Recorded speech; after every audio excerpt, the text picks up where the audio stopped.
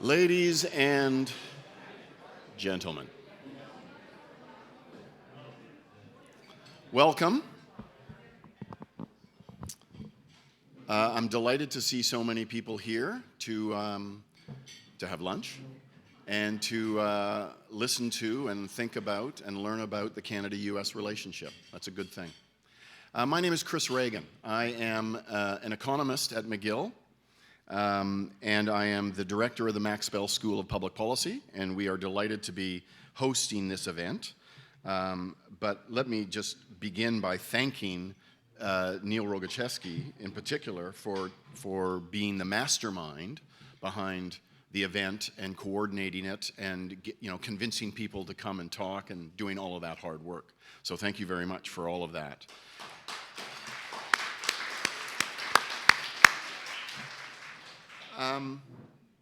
So we're building a brand new school of public policy at McGill, the McGill School, and I could talk at length about what it's all about, but we're not going to do that. Instead, let me say that there's two concepts, I think, that will be front and center in everything that the school does.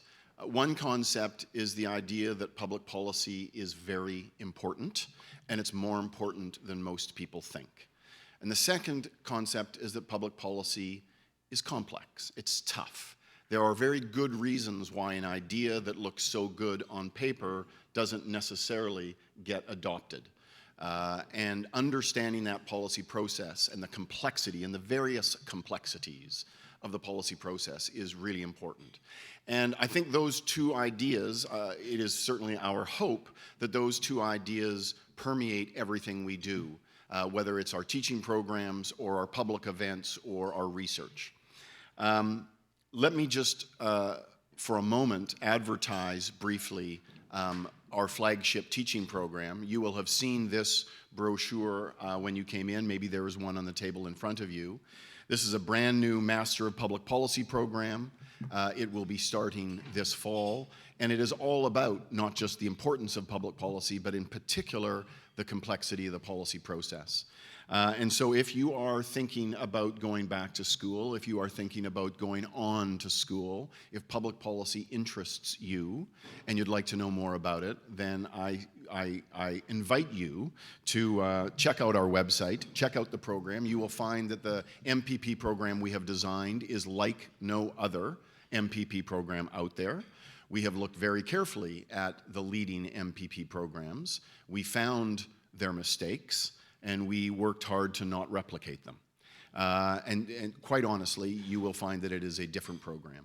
And so take a look at it. It's all laid out in all of its gory detail on our website. And if you choose to apply for the next year, we're actually just in the process right now of finalizing the cohort, our inaugural cohort, to show up in August. So you're probably too late for that. But if you'd like to think about studying public policy in the future, please give us a call. Now, those ideas that policy is important and that getting good policy in place is a complex process and is difficult, there's no better example of those two ideas than the Canada-US relationship. The Canada-US relationship is important in many ways, and it is complex in many ways. You've got to really want it, you've got to think through it, and you've got to really work hard to make sure that that relationship is solid and is productive. And whether you're talking about trade or immigration or security or defense or anything else, that relationship is of paramount importance to Canada.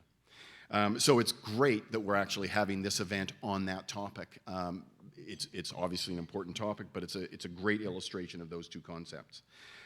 So that's the end of my advertising. I'm going to now introduce the chair of our first panel, Neil Rogochevsky. He's a Tikva postdoctoral fellow at Yeshiva University in New York City. He's got a PhD in French history. I think you will find of all of the panelists today, he is probably the only one that's got a PhD in French history. I'm gonna go out on a limb. He may be the only one in the room that has a PhD in French history. And if you take a look at his bio, which I will not read, it is pretty much about French and history and military and pretty cool. So what is his connection to this discussion? Well, you will find that most of the people that are on the panelists today have a connection to Tom Velk. Tom Velk, who we will hear from later, Tom Velk is an institution at McGill University. I've been at McGill for a long time, actually. This is my 30th year. He's been here for like 3 times that length. Not quite. But he is an institution at McGill University, and most, if not all, of the panelists have been influenced by Tom Velk. They have had courses, a course or courses, and probably more than just influence through courses, influence through other discussions from Tom Velk. And Neil Rogachevsky is part of that mold. He did a BA from McGill University. He's currently a journalist and essayist. You may have read some of his things in the American Interest, the Atlantic, etc. So I'm going to turn this over right now to Neil, who's going to then introduce his panel, and we'll get this party started talking about past and present Canada-US issues. Neil.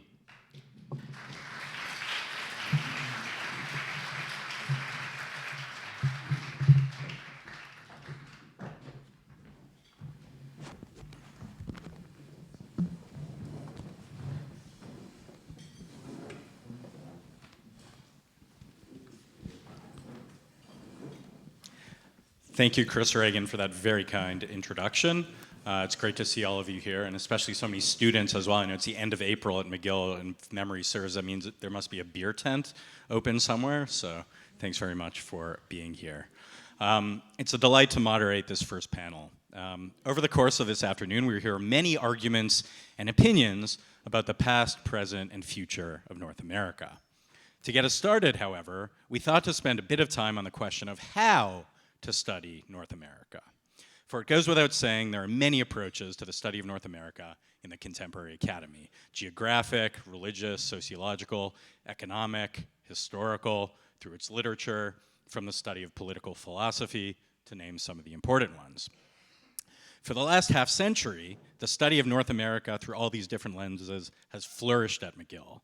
This due in no small part to the leadership of Professor Tom Velk, who retires this year after over half a century at McGill. Through our discussion of Canada and the United States today, we honor his immense contribution to the intellectual life of McGill and his pioneering work in the study of North America. Along with the late historian Al Riggs, who some of us in the room also had the pleasure to know, Tom has directed North American studies from the early 1970s until his retirement this year. An economist by training and profession, Tom Velk is a thinker and teacher of extraordinary range and depth, who in his teaching and writing has pointed beyond the disciplinary boundaries of the contemporary university, necessary as they may be, toward consideration of all the most fundamental questions. All of us on this panel have had the great good fortune to study, as well as at various times teach, North American studies with Tom Velk. I remember my first interaction with Tom Velk extremely vividly. It was a Tuesday afternoon in early September, and I had arrived for the first class in a seminar blandly titled Topics in North American Studies. Into the room, likely a few minutes late, came a bold, gregarious, friendly, dapper gentleman, suspenders, bow tie, less than a gently worn shirt with engraved initials on the wrist, TJV. But on this day, he also wore a t-shirt that had an F-15 fighter jet on it. Now, these days, I'm sure many McGill faculty wear such t-shirts, but in 2002, trust me, you didn't see that every day. Over the course of the year, Velk taught us of Federalist Papers, Alexis de Tocqueville, Mark Twain, Francis Trollope, and other classics of 19th century American literature. This was done with an unusual blend of wit, irreverence, theoretical insight, and real-world experience drawn from his work at the U.S. Federal Reserve and other high positions of government office that Tom had held in the United States before coming to McGill. Growing up in Toronto, I had very abstract and quite convoluted views about the United States. Bill Clinton impersonations on Saturday Night Live, the image of the Yankee in our high school history textbook tarring and feathering a poor United Empire loyalist, some vague impressions of financial capitalism, Hollywood, consumer culture.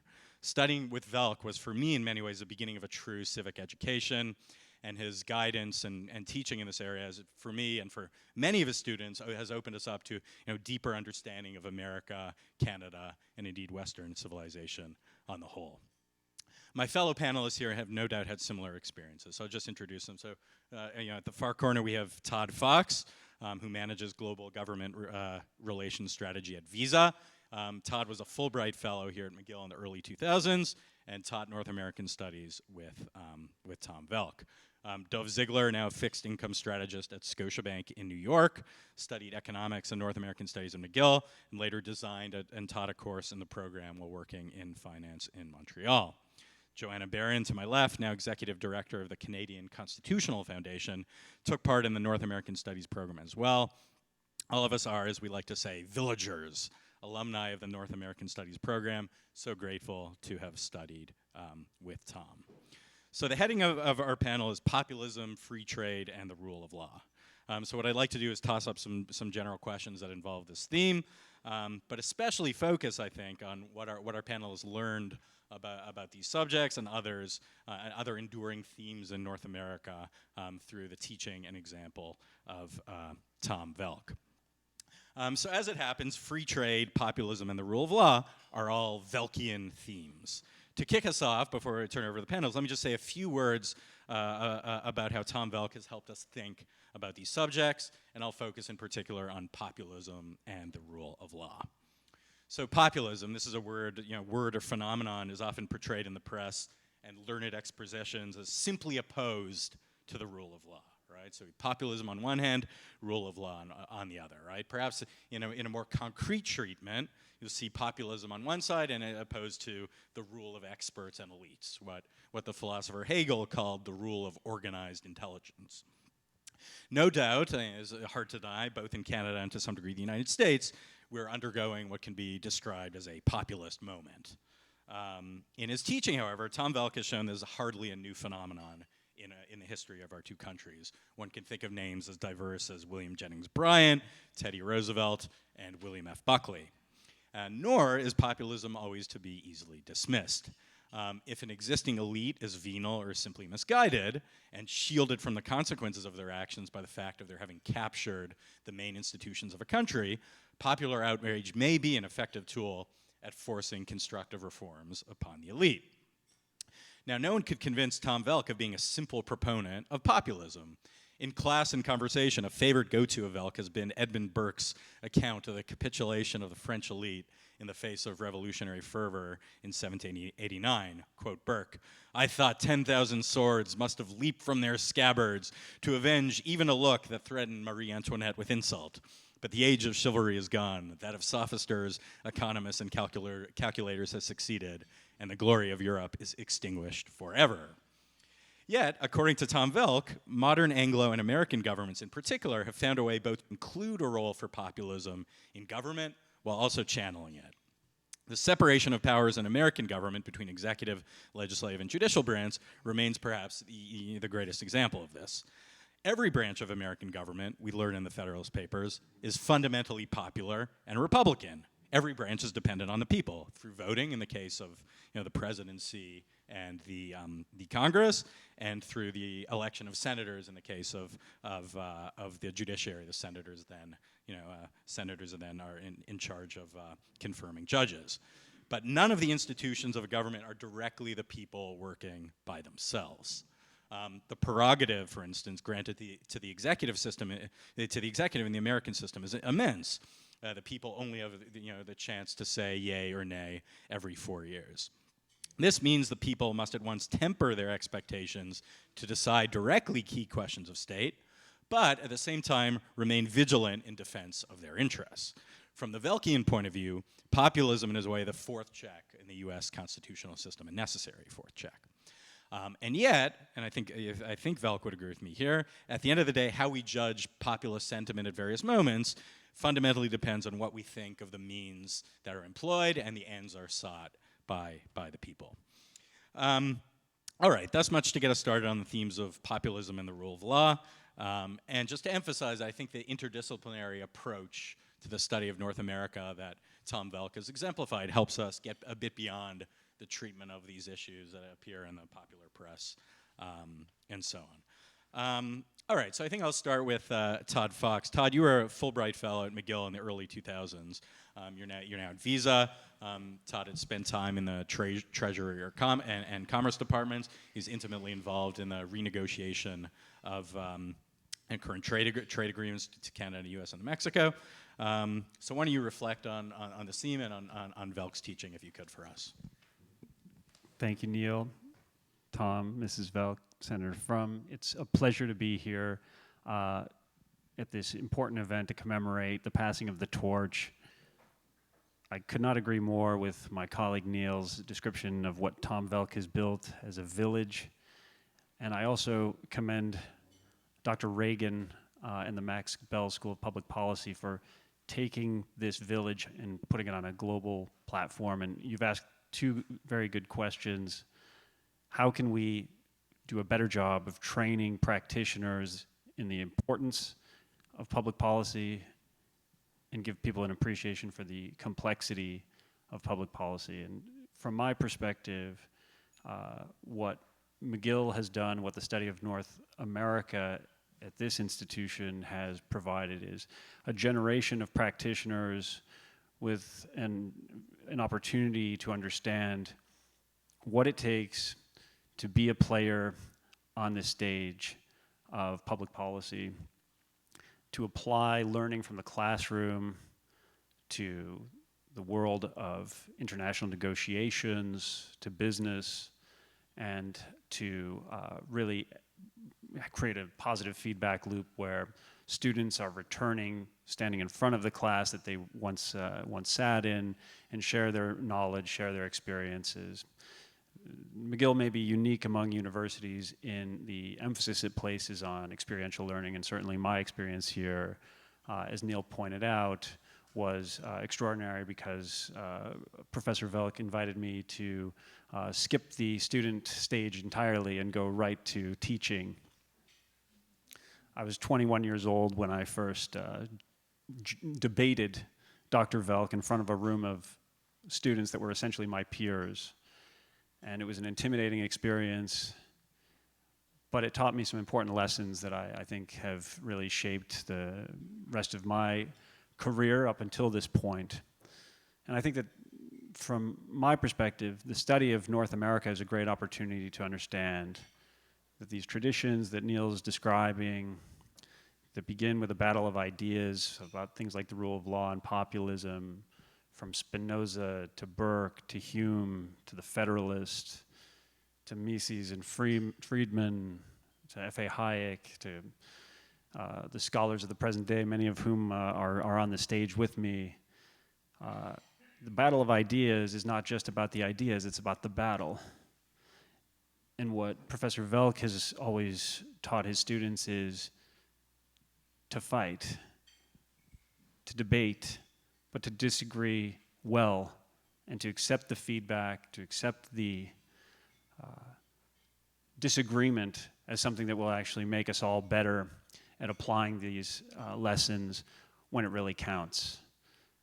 Following my time at McGill, I had the opportunity to represent the United States in trade negotiations with Canada and Mexico, later with China, and then to join the world of international business, where we apply lessons from the great philosophers in this great battle of ideas in a way that perhaps is more relevant than, with respect to the econometricians in the room, from the lessons of regression modeling and statistics. As important as those lessons may be, to understand what it takes to prevail in an argument against people who are motivated not only by economic theory, but by material self-interest, by national interest, and by a desire to win at your expense.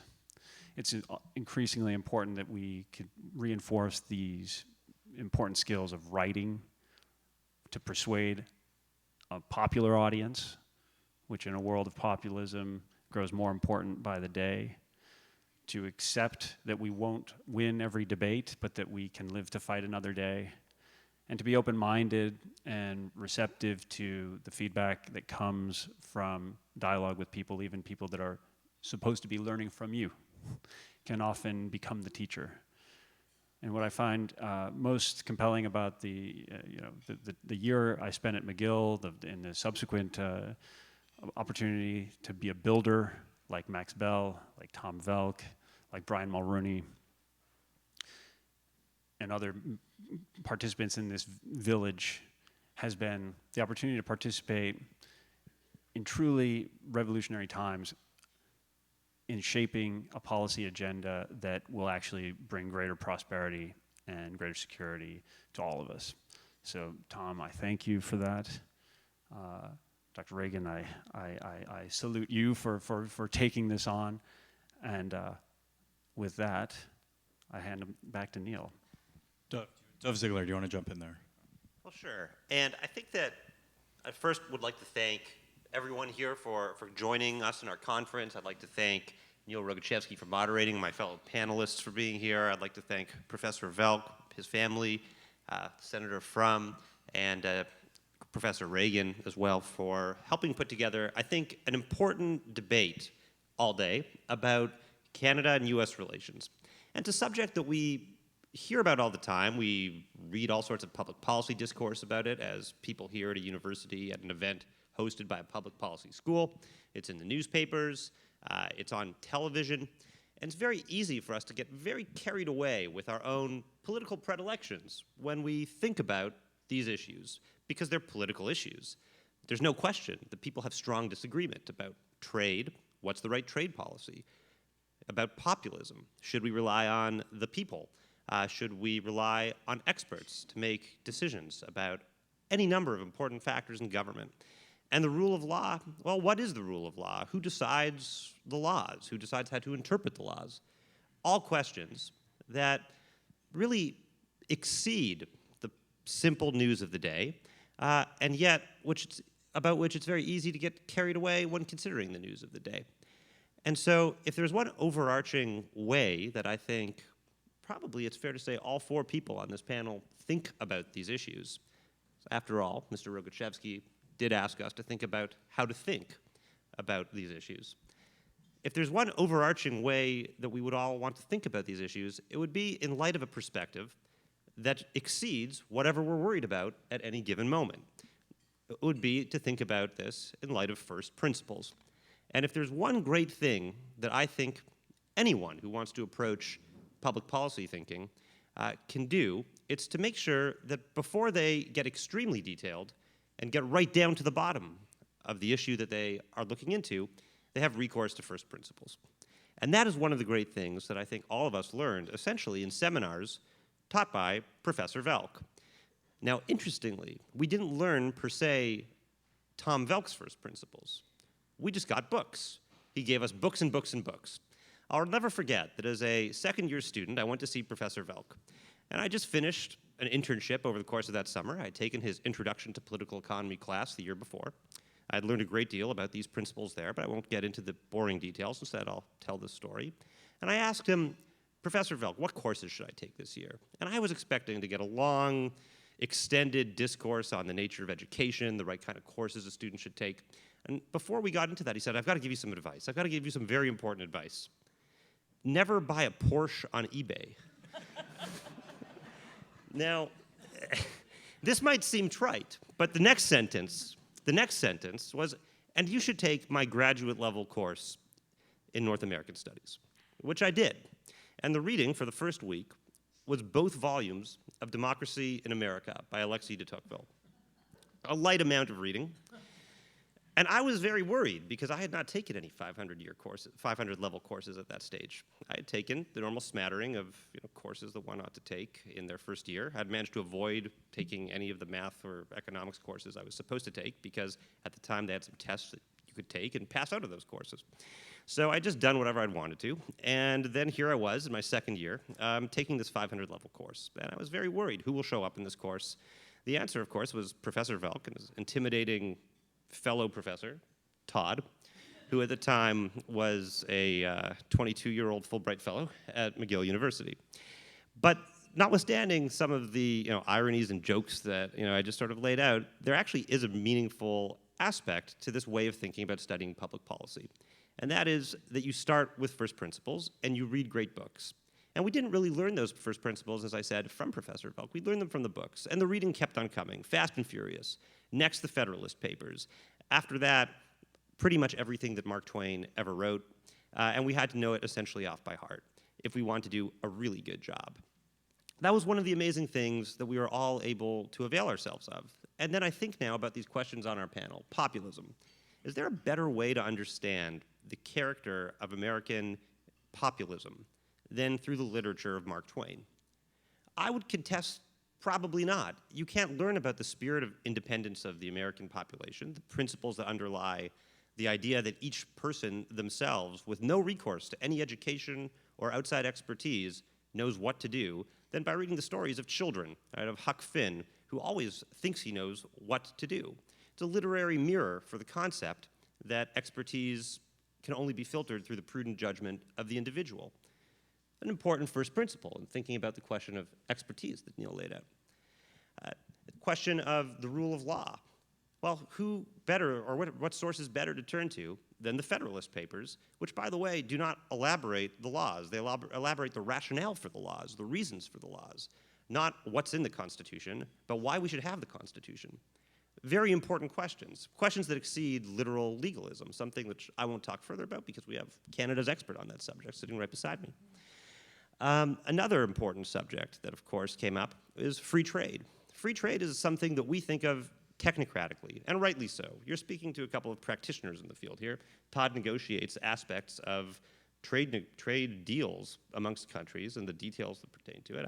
I deal in bonds, another subject that's very intimately tied to global trade and free trade. However, before you consult all of the data that one needs to consult in order to analyze these sort of things, you also need to have first principles about what trade and commercial relations and free trade even means. What is free trade? A subject that I think we all take for granted. We assume it means the thing that we discuss when we're examining our textbooks, and we hypothesize that it will be optimal for different countries to have optimized exchange of their goods, et cetera, but we don't necessarily read David Hume and wonder, who is really the author, actually, even before Adam Smith, of most of the concepts that we employ in considering money and trade. Professor Velk, of course, I think after my second year, told me that my next assignment over the summer was to help him write a series of essays for the International Hume Society about Alexander Hamilton's use of David Hume's concepts regarding free trade. So I think that before we have now that we'll soon be launching into our discussion of the subject and my time, I think, is probably up to give my preface. Has been a long preamble. Before we discuss these topics, I want to lay down the gauntlet that says we should think about first principles when we talk about populism and free trade and the rule of law. Thank you very much. Joanna Barron, do you want to, how have first principles influenced, how much do you think about first principles in the course of your work in the law in Canada and legal education in Canada? Before I answer that question, I'll have a preamble of my own. So to talk about how I came to study with Professor Velk, so I had met Dov and Neil in a philosophy seminar. We were all very interested in philosophy and the history of philosophy, and they said, next year you absolutely have to take Professor Velk's 500-level seminar, the same one with both volumes of Democracy in America. And I said, but I'm not interested in economics. I'm interested in Plato and humanities. So it doesn't matter. The main thing is that Tom is a great person and he'll be a good friend.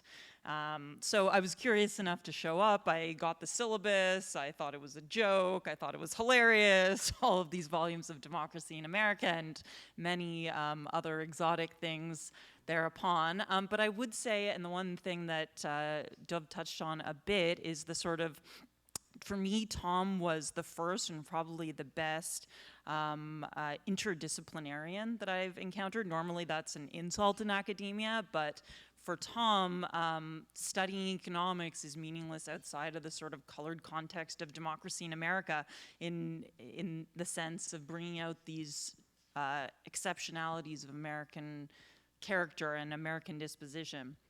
And you can't understand debates that are still very much occupy our media discourse over the role of immigration and multiculturalism without knowing that these debates have been going on since Jacob Riis's photographs of various immigrant groups in America and much before that. And so I think Tom has given us that, and that in conjunction with the appreciation for first principles. But also the one point that hasn't been brought up that I think is most important is the lessons of character that I really learned from Tom. Dov really hit the nail on the head when said it's just a human being that you should learn from. And Tom has really taught me how to build community, how to build intellectual communities, how to build communities of thought, and how to be a good friend. And so thank you very much. Great. All right. So you mentioned American exceptionalism as a key thing to consider in the question of North America, and this has been an ongoing trope in American politics for the last couple of decades. This is it's always been there in a way, but it's been rejuvenated. So I'm wondering if someone wanted to jump into that. The question of how thinking about American exceptionalism, how is that impact your way of thinking about relations between Canada and the United States? Someone want to take American exceptionalism? Well, we do live.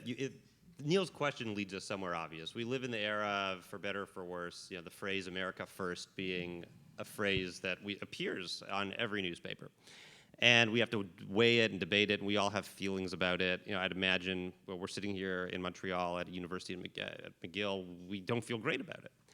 But then we ask ourselves, is there a more profound question than this question of what we see in the newspapers? And that would be the concept of American exceptionalism. And the concept of American exceptionalism has nothing to do with anything that we really see in front of us on a daily basis. It has to do with the words of the Federalist Papers. Is it the case that we can create an experiment in government which will attempt to instantiate in a country the principles of right government? Can we have a country whose leadership is not appointed because of its hereditary quality or because of its controlling national resources, but rather whose leadership is appointed by a system of government that is organized to balance the interests of the entire country and ensure that the rights of all the citizens are held sacrosanct? And that is actually what I think of when I hear American exceptionalism. I think of the Federalist Papers.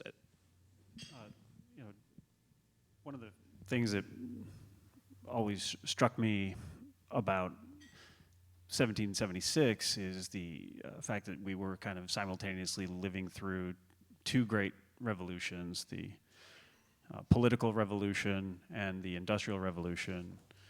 And it's in times of change when the matters of how our laws and the not the natural laws, not the first principles, but the administrative regulations that govern commerce, which is where I've spent most of my career, but also the political laws, the Constitution that we live under, whether it's the Canadian or the U.S. or other countries where there are constitutional forms of government that have the effect of sort of ordering our society and our intercourse and our affairs.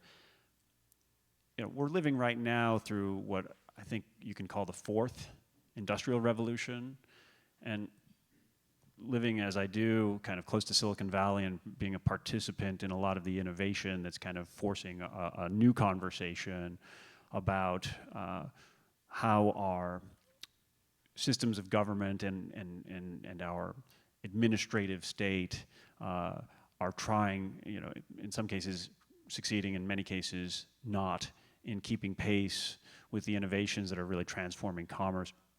And it raises a lot of very interesting questions. Again, the complexity and the importance of public policy for business is increasingly relevant. And the question of whether one regime is exceptional, I think really will be decided with every revolution. My view is that we need to continue to focus on training practitioners that have an appreciation of both sides of this coin. And I think the first principles thinking actually is really the North Star that will help these practitioners navigate these changes. And do you think the changes that need to be conducted are on the level, they're in the level of administration, or do we need rethinking of the basic constitutional framework in the United States? I mean, clearly, you refer to first principles, which you are implying that those are in a way self-evident. They're always true and they're always applicable. At what level? I mean, I think the question is, why is so much of the fourth industrial revolution being driven out of one zip code in the United States, out of a few neighborhoods in coastal China? Why is this not evenly distributed across the globe? And I think this is the real test of a regime, or one of the tests is, does it produce the circumstances to revolutionize the way we live? So, for example, despite the fact that Silicon Valley, I might say Wall Street, with the joint stock company being kind of the precursor to the first industrial revolution, but continuing to play a role in the present revolution, has so transformed economic life for the rest of the world. It's an open question whether it is necessary for harmonization of regimes across different countries. So, for example, what's driving populism in the United States? A perception that the middle class is shrinking, that inequality is rising. At Visa, we look at this data very carefully, and what we've found is, in fact, 2017 was a peak in the use of physical cash, and now we are seeing more transactions in digital form. That allows us to do some interesting analysis and see what's happening with consumption globally. That leads us to look at what is the actual balance of people living in poverty versus people that are living in the middle class, people that are prospering, people that are rising out of poverty.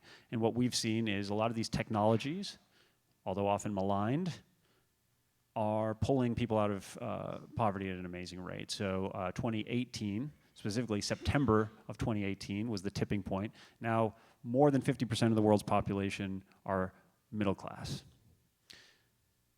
If you want to talk about the culmination of all the economics that we've all studied over the years, that was the point that we were aiming for, to reach a tipping point where the vast majority of the world's population is not in abject poverty. And we've reached that point, and it went almost unnoticed and uncelebrated. Our chief economist at Visa projects that by 2030, 2/3 of the world's population will be middle class. Where will they live? Probably in cities, probably in Asian cities, probably in the emerging markets, probably in the capitals of Africa, probably in places where the demographic pyramid is working in favor of sustained economic growth. And I do think that will cause a new sort of thinking about the question of American exceptionalism. Are the countries that will be the real sort of growth engines of the next 100 years be the countries in which there's an enabling environment to sustain this pace of innovation, or will things taper off? It's an open question, and I think we all have a strong interest in making sure that it does not. Dov, you want to jump in on that as well, or? Well, I actually want to ask, you mentioned the legal side of things too. You said that we have this question of whether or not our constitutional forms require renewal. That's a really big question if you think about it. That's a question that asks whether or not the crises that we feel as though we might be experiencing are caused by economic upheaval, as Todd points out, and whether or not that economic upheaval demands some kind of big legal change. Now, I wonder what you think about that, Joanna. I mean, you're an expert on this. What do you think about the ways in which our laws are being contested, our constitutional orders being contested? Well, people ask me a lot. I now direct the Canadian Constitution Foundation, but I started a national law student organization called the Runnymede Society that has debates and sort of comes at the question of the study of law from an individual liberty paradigm. And people ask me frequently about the comparison between the Runnymede Society and the Federalist Society in the United States. And when I thought about it, and of course Federalist Society really nurtured a lot of scholarship on a interpretive approach called originalism, which is sort of self-explanatory. The text of the law predominates, original public meaning, that is how the law should be applied, not, and it's juxtaposed with progressive constitutional interpretation, which is really the only interpretive approach I learned as a law student here at up the hill at McGill Law on Peel Street. And when I thought about it, it's really is for me the most vivid example of American exceptionalism, because we don't have in Canada this quasi-biblical moment where the Constitution is given, it creates this propositional nation, and you really understand why constitutional politics have a quasi-religious tone in the United States, because for all intents and purposes, they are religious. And so for me, it's, there are benefits to talking about textualism and judicial incrementalism in Canada, but no, we're not going to have a Canadian constitutional originalism. It simply doesn't work. We have the charter, we know what happened in 1982, Pierre Trudeau had some meetings, and so on and so forth. But when I think about American genius, I think about this. It's the only nation I know of that really was, in a concrete sense, fought and born on ideas. Great. All right. What can we do here? So in the course of this discussion, many names of great thinkers have come up, and many of them, Tom Velk has devoted his life to studying and elucidating. So I want to mention a couple of names and see how that has influenced our fellow panelists in their work and their study.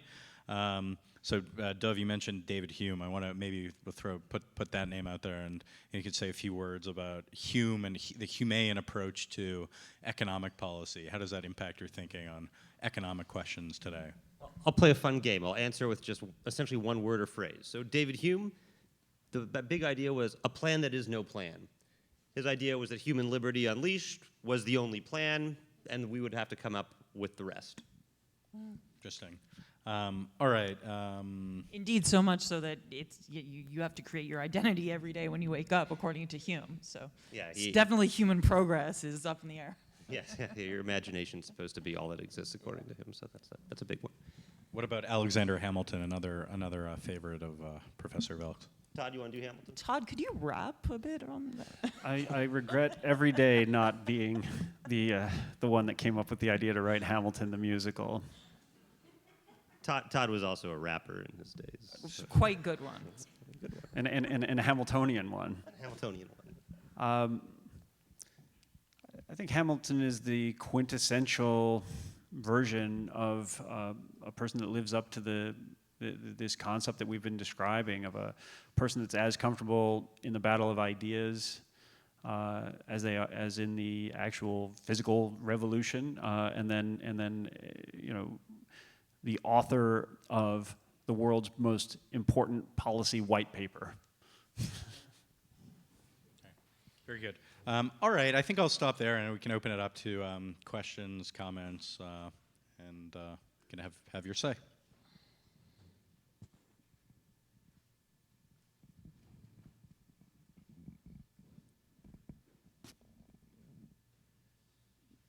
If no one has a question for us, I have a question for Neil. Yes, please. Okay. I've steered the conversation into this theory of revolution, and you're the great expert on revolutions of continental Europe. I wonder if you could speak about what we can learn from France in particular, but continental philosophy and its applications to North America. Right. Well, it's a hard one. To answer that question, I think I'll refer to a favorite book by one of Tom's favorite books, The Roads to Modernity, by Gertrude Himmelfarb, which sketches various paths that countries taken to over the course of the Enlightenment to achieve their constitutional settlements. Looking at the case of France, what Himmelfarb argues in that work, the overemphasis on Enlightenment principles untempered by an understanding of situation, of context, of history, set on a course of, of course, there are successful moments, and France from 1789 till the present.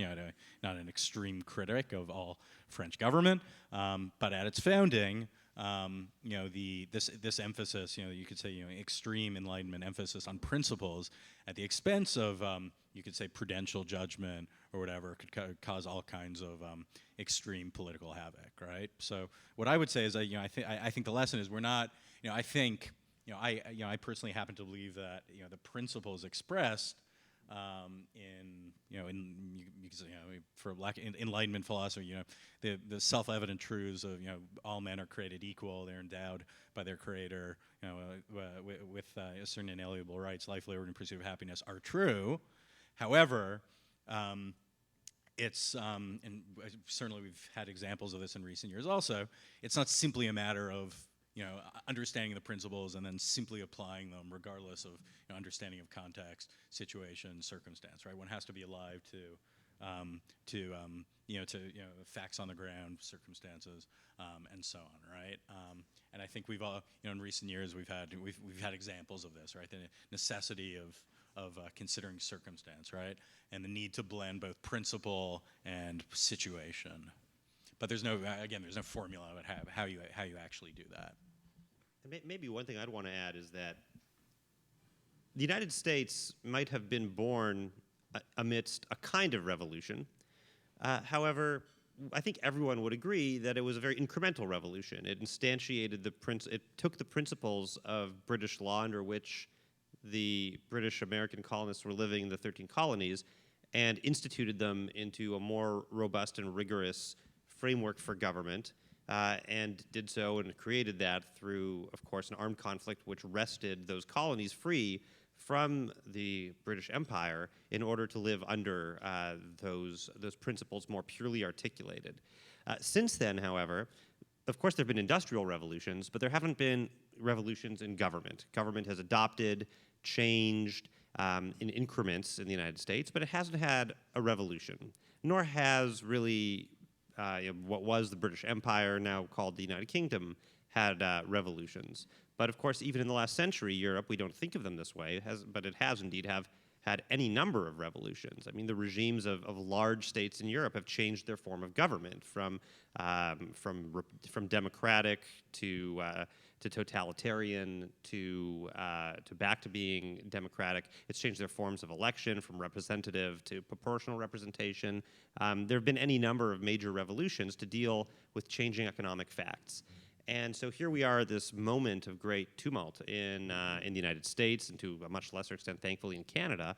And we wonder whether or not we're living amidst a revolution, or if we're, in fact, following this tradition of organic change or within the rubric of the existing constitutional framework. And I think we could all be glad that when we see industrial upheaval, the kinds of which you've pointed to, a fourth industrial revolution with concomitant economic consequences, the way it's dealt with is using the forms of American government and not efforts to change American government. In Canada, all the more so, with its even longer and unbroken chain of government, if not constitutional, then under the rubric of common law.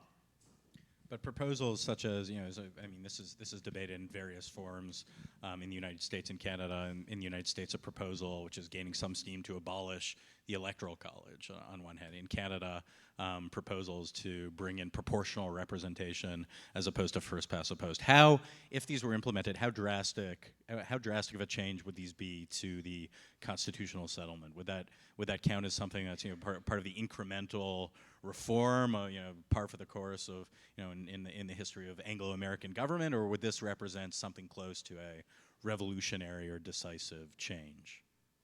Joanna. I was opposed to the change to proportional representation. I do think that that rumors of its revolutionary effect are much exaggerated because, again, we have to look at national disposition and things like that. It simply wouldn't be the country wouldn't work without parties that sought some type of, federal consensus and so on. I guess that's all I have to say on that. I would want to echo what Joanna said and go a bit further even. What I would say is that proportional representation misses the point of what elections are for. There are really two different concepts of election and voting. One of them is the Lockean one. We elect the one that's best articulated in the Federalist Papers. We elect representatives so that we can know who's governing, and we have votes so we can kick them out if they do a bad job governing. Proportional representation follows the Rousseauian concept of elections. We elect people in order to embody our general will. And so these are actually two drastically different concepts of government. One of them says the government exists to do, or voting happens so that the representatives can do what the people say. And then a district system says that each district has a magistrate that it puts into the government. The magistrate will do what the magistrate thinks is in the public interest, and if it's not in the public interest, the public has recourse to sack the magistrate. And so I think they're two totally different methods of election with two totally different concepts of why we vote and what the people are there for. Neil at the beginning, or Dr. Rogachevsky at the beginning said that there's something that is that the populace is in a way a check on government, that it is a fourth branch of government, a check on government. And I think that's a very profound insight. In a system of proportional representation, though, it would not hold. In a system of proportional representation, the concept is that the populace, rather than being a check on government, is embodied in the government by the elected magistrate. No? Question from Professor Velk? Well, I want to say something about Gertrude Himmelfarb's book. It's one of the great books, I think, and the notion of the French, who are such a contrast to the Americans in the way they think about things. And the line I'd like to take is to point out that and I'm going to rant on about American exceptionalism in my own piece later on, but I don't need it. The day comes I can't fill a room like this with Oh, you're recording? Oh, all right. Okay. Then I'll do it. But it'll be a cold day in hell when I can't fill a room like this with my sometimes unwelcome thoughts. What Tocqueville points out, of course, is that the American idea is not necessarily a particularly good one, as in contrast to the continental ideas about good government, but it's the inevitable one. And he also goes on to make the point that when the American version of democracy takes over the world, there will be a great loss, and it'll be kind of a French loss. It'll be a loss of excellence and refinement and subtlety, and the cathedral burned the other day. But the notion that you go to the king and you say, well, we want to build a cathedral, Your Highness, and how long is it going to take? Oh, I don't know, 300 years, 400 years, something like that. No problem, go ahead, you do it. That's what you can do in France. And you can defend the grandeur. It's the French idea, grandeur, it's even a French word, I guess.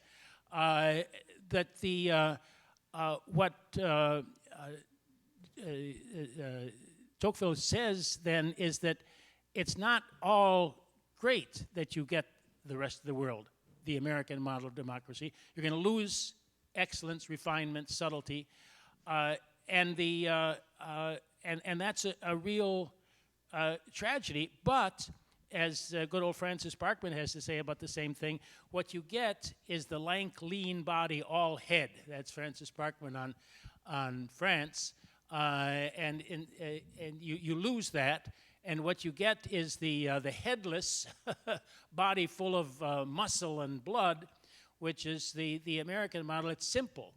It's broad-based. It's populist. Whether at the end of the day that version, that kind of American exceptional notion of what the good society is, the society that's good for the common man, may not be good for the Rousseaus, for the Humes, for the Mozarts, because who's going to pay for them, right? Who's going to build those cathedrals? Nobody builds any cathedrals. We have, hotels instead, and that's a loss to. And when we think of what is important about Western civilization, an awful lot of it comes from that other tradition. Those cathedrals, Mozart, the idea of thinking, the idea of a community of sophisticates like us, right? We, if they had their way out there in the streets, they long ago, they maybe at least at a minimum pay no attention to us. So it's not always a good thing that we lost that French continentalist vision of what a good society is. But it lasts maybe it lasts, I don't know. It didn't have the strength. It was a lank, lean body, says Parkman. And the muscly body knocked it down. Lovely. All right, so I think we'll stop there. Thank you very much for our fellow panelists, and we'll move on to our second panel, which will be a much more public policy-oriented panel. Thank you.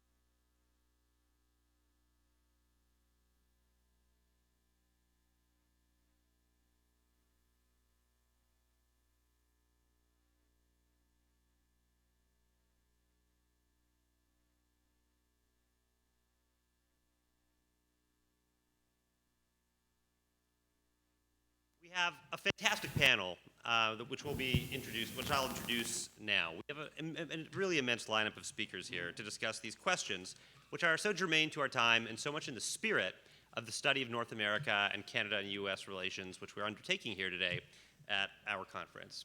So just to introduce our speakers in order of their seating right now. Christopher Sands is a senior research professor, and he's the director of the Center for Canadian Studies at the Paul H. Nitze School of Advanced International Studies, also known as SICE, at Johns Hopkins University.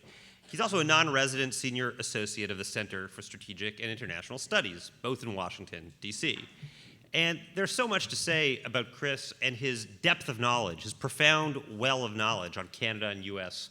relations. He's a leading American, Washington-based Canadianist. That's how I would describe Chris Sands.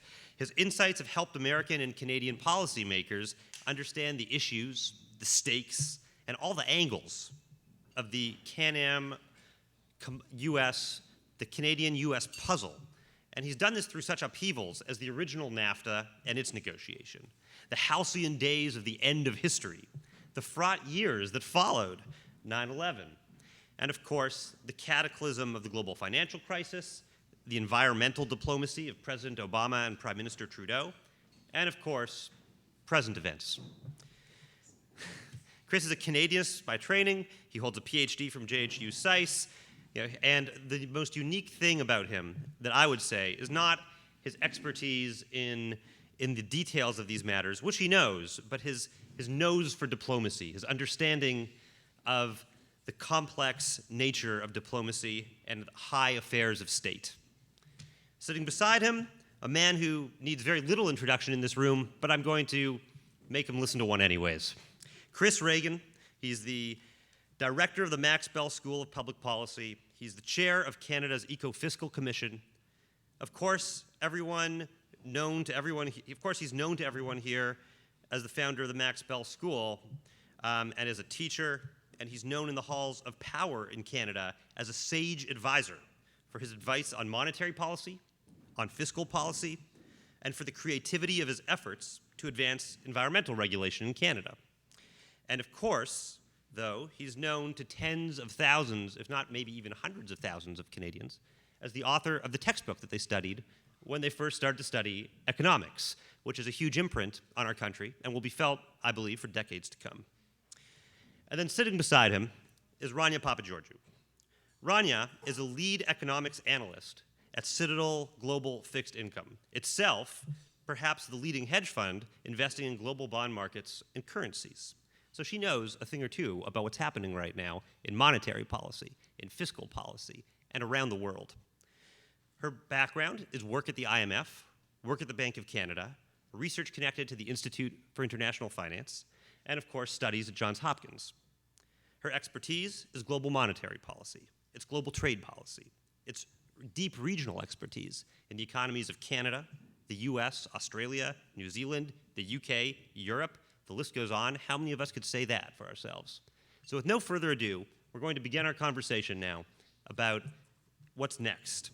We'll look into the murky future. Thanks very much, Dom, and thanks for having us. Oh, it's my absolute pleasure, and I think we're all happy to have the three of you here to talk to us. And so, if there's one thing that we all know, it's that we live at a moment of great change. And if there's one thing that the McGill University community, at its best, has always understood, it's that research and thinking and guidance from our reflections can really help us. Politics isn't just speeches, it's storytelling, it's statesmanship, it's leadership. So let's start to ask about some of the issues that are really on our minds. Let's talk about the mood right now in Canada-US relations. I know that sounds vague, but Chris Sands, I'd love to hear your take. Talk to us about the current moment in global politics and how the changes in the Canada and US relationship fit in to changes in the global political milieu. Well, that's a nice small topic. Thank you very much. And we go big. You do go big, which is fitting because we're honoring Tom Velk. And I have to say, just as a little entree, SICE, the school that I went to and now teach at, where Rania and also Dov studied, has always benefited from the relationship with McGill, which has largely been a relationship with Tom Velk, who sent some really great students. I see Todd Fox there, down for us. And I think we have done our best not to mess them up, but we've always benefited by having them well trained here. So it's a great credit to you, Tom. Thank you again. So the mood is highly disrupted by the appearance of Donald Trump. And I was going to see how long I could avoid saying his name, but I obviously have failed. He wasn't mentioned at all. He wasn't mentioned at all before? Oh, gosh, I'm sure he's crying about that, to be honest. He's quite sensitive. So Donald Trump has come in, and in some ways is a very unusual president for the United States because he doesn't come from the establishment, and he rode a wave of anti-establishment fervor into office. And because so many people in the Republican Party he would normally call on to guide policy, the sort of old hands you're used to, we do have Republican and Democratic experts who always swan in as soon as their team takes over. He really brought in a group of people who were amateurs or outsiders because so many Republicans were never Trumpers and refused to work with him. And so many of the things that he's done, I think, have been seen as a result through that lens. He's not said things the right way. He's not approached things the right way. And significantly, as probably, no disrespect to Joe Biden and or Bernie Sanders, will be the last U.S. president from the baby boom generation, which has challenged the authority of received wisdom from the first day, really, that they became politically aware. He has really shown a kind of disdain or disregard for the niceties of Canada's relations. To be fair to him, I've heard this going all the way back to Bill Clinton, where officials come forward and say, well, yes, we're always nice to Canada, they're our best friend, blah, blah, blah, but why? Why should Canada be any different than any other country? What do they do that makes them so special? Everybody's special, or nobody's special. We should just deal with this on a realist basis. And I think that has been building for a long time, and Donald Trump has sort of brought it out into the public. And at the end of the day, the relationship between the U.S. and Canada is really a relationship between the people. And while policy experts can have this conversation and understand that it's not personal, I think what's been so disruptive in this era is the challenge to what we thought of as a friendship between the countries, between the peoples. Now, nothing is taken for granted. Everything is earned. You don't get a concession in a trade negotiation unless you pay for it. And that's kind of roughness that we haven't seen in Canada's relations in my lifetime. I'll just take straight off from that. Your opening sentence that the Canada-U.S. relationship has been disrupted by the presence of Donald Trump.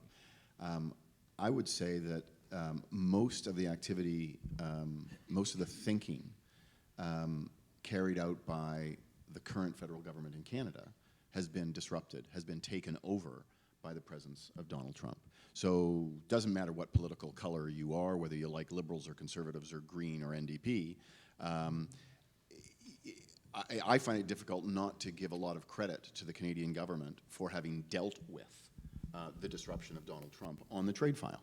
So NAFTA is in place. NAFTA is terribly important for Canada. It's frankly less important quantitatively for the United States, but it's hugely important for Canada, and NAFTA was under threat.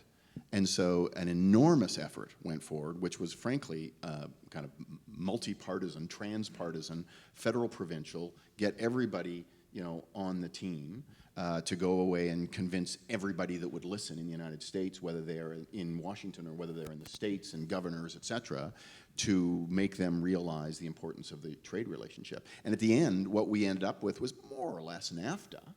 We ended up with basically the same agreement, but it took 3 years, a massive amount of energy. It's like when you're doing home renovations, spending $100,000 to build an extra room, that's kind of cool. But that's not what you got here. You spent $100,000 to fix your foundation. You think, oh, like, what do I get out of that? Well, it's kind of crucial. It's kind of crucial, but you don't really have anything to show for it. And that has taken over Canadian politics in 3 out of the last 4 years. And is this a bigger question? Rania, I mean, is global trade becoming more regional? Why is it that all of a sudden we're having a need to renovate the foundations of trade? Why is that becoming an issue? Is that unique to the president? Or is it something that's been with us since even before Donald Trump? Yeah, no, I think that's a really interesting question, and I think it's something we talk about a lot now because of the 2016 election and sort of all this discussion of free and fair trade. But if you look at the data, which is what I'm supposed to do, there's a lot of sort of interesting things there post-financial crisis that I think show us that there has been this move to sort of a greater regionalization in trade. And so I think basically beginning in 2011, you see that there's been sort of more onshoring going on. So a lot of countries, because of the amount of uncertainty that they see with, future trade deals, even dating back then, well, that's not that far back, but it's further back in 2016, makes them want to sort of have their value chains closer to home, or their the trade that they engage in with other countries in intermediate goods closer to home. So I think part of that is uncertainty. The other part, I think, is sort of touching on the panel earlier, is populism post a big recession. There's a big push to protect your jobs. And so, yeah, we have seen this sort of happening, and I think if you want to look forward a bit, there are two interesting sort of things that I'd point out. And the first is that I think by construction, we're going to have more regionalization of trade, because if trade in goods sort of starts to wane, but trade in services starts to pick up, there are some services that are tradable, but considerably fewer than goods. So things like pharmaceuticals, I guess education to some degree, but these are all sort of hairy issues now in the era of renegotiating trade deals, because they deal with AP. So I think looking forward, yes, this has been happening, but it predated President Trump. And so if the foundation is changing, then let me ask the panel, describe how the foundation is changing. Give the audience some color. What is changing in the foundation of U.S. and Canada trade?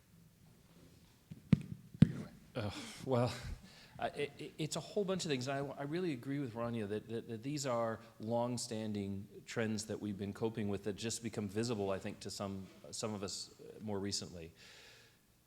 One of the phrases that you hear a lot with regard to the Trump administration is that he's brought this America First attitude towards international affairs and economic policy.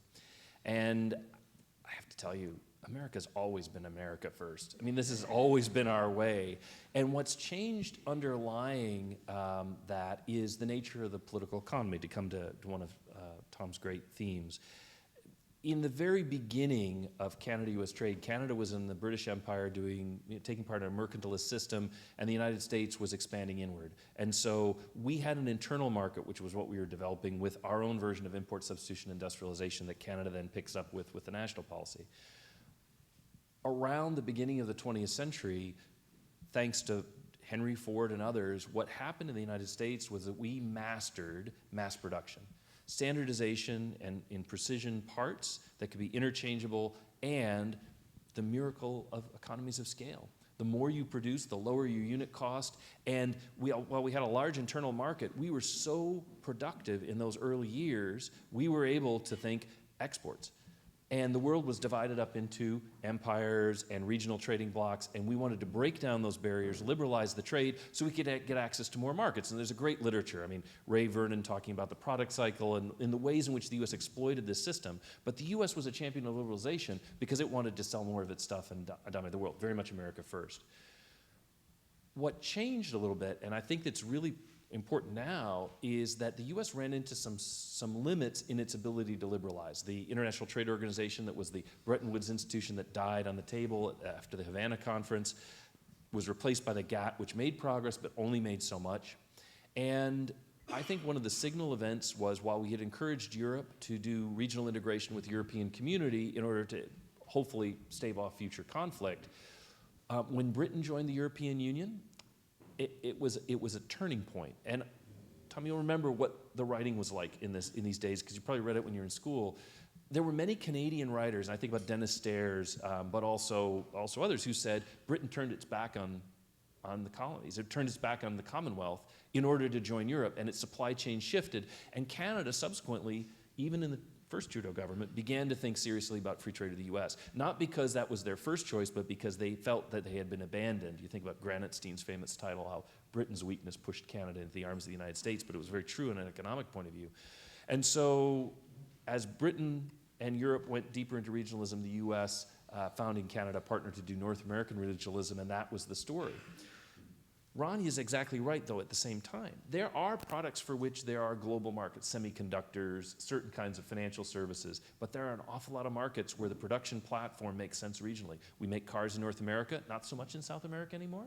We make cars in Asia, we make cars in Europe, but not a lot of other places. We used to have manufacturing in the Middle East. We had manufacturing of automobiles in South Africa, but that just doesn't happen anymore. So certain products have consolidated.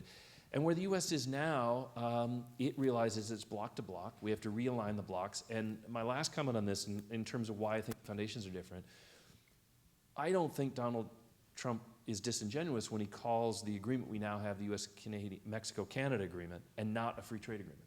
Because it's not about liberalizing trade. It's about redistributing the benefits of that trade to put more of them in the United States. He's renegotiating the deal. I'm always reminded of Darth Vader in Cloud City when Lando Calrissian says, "We had a deal," and Darth Vader says, "Pray I don't alter it further." That's very much the Donald Trump approach on USMCA.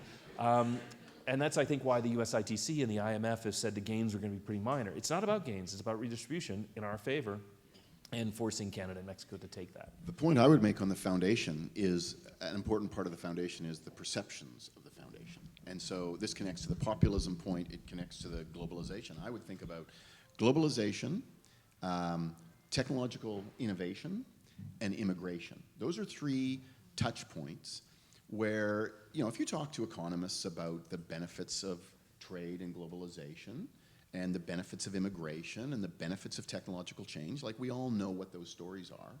But there is a downside from each of those as well.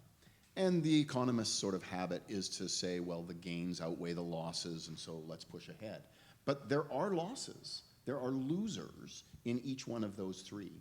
And I think Donald Trump, whether it's his brilliance or something else, I think tapped into those three sets of concerns.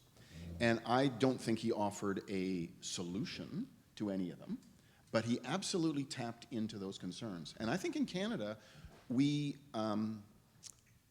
fool ourselves in thinking that maybe we don't have the same concerns. And I think we do have the same concerns. They may not be quite as large as they are in the United States, but those issues of disruption in the labor market caused by technological change, about what should the scale of immigration be and what should our immigration system be based on, and are there downsides from excessive immigration, and what are they, and the losses that need to be addressed through increased globalization. Those are genuine concerns. They need genuine and serious debates, and for the most part, you tend to be frowned upon if you raise issues, especially on the immigration front. You tend to be labeled a xenophobe if you actually raise any of the downside issues about immigration. So in Canada, I think we have to think about those issues. They do tap into populist sentiment, but the perception that the system isn't working, whether it's true or not, is quite another matter. The perception that the system isn't working and that the system's not working for a huge swath of the middle class is a very real issue. And so I'll go one question further then. Is it working? Is the system working?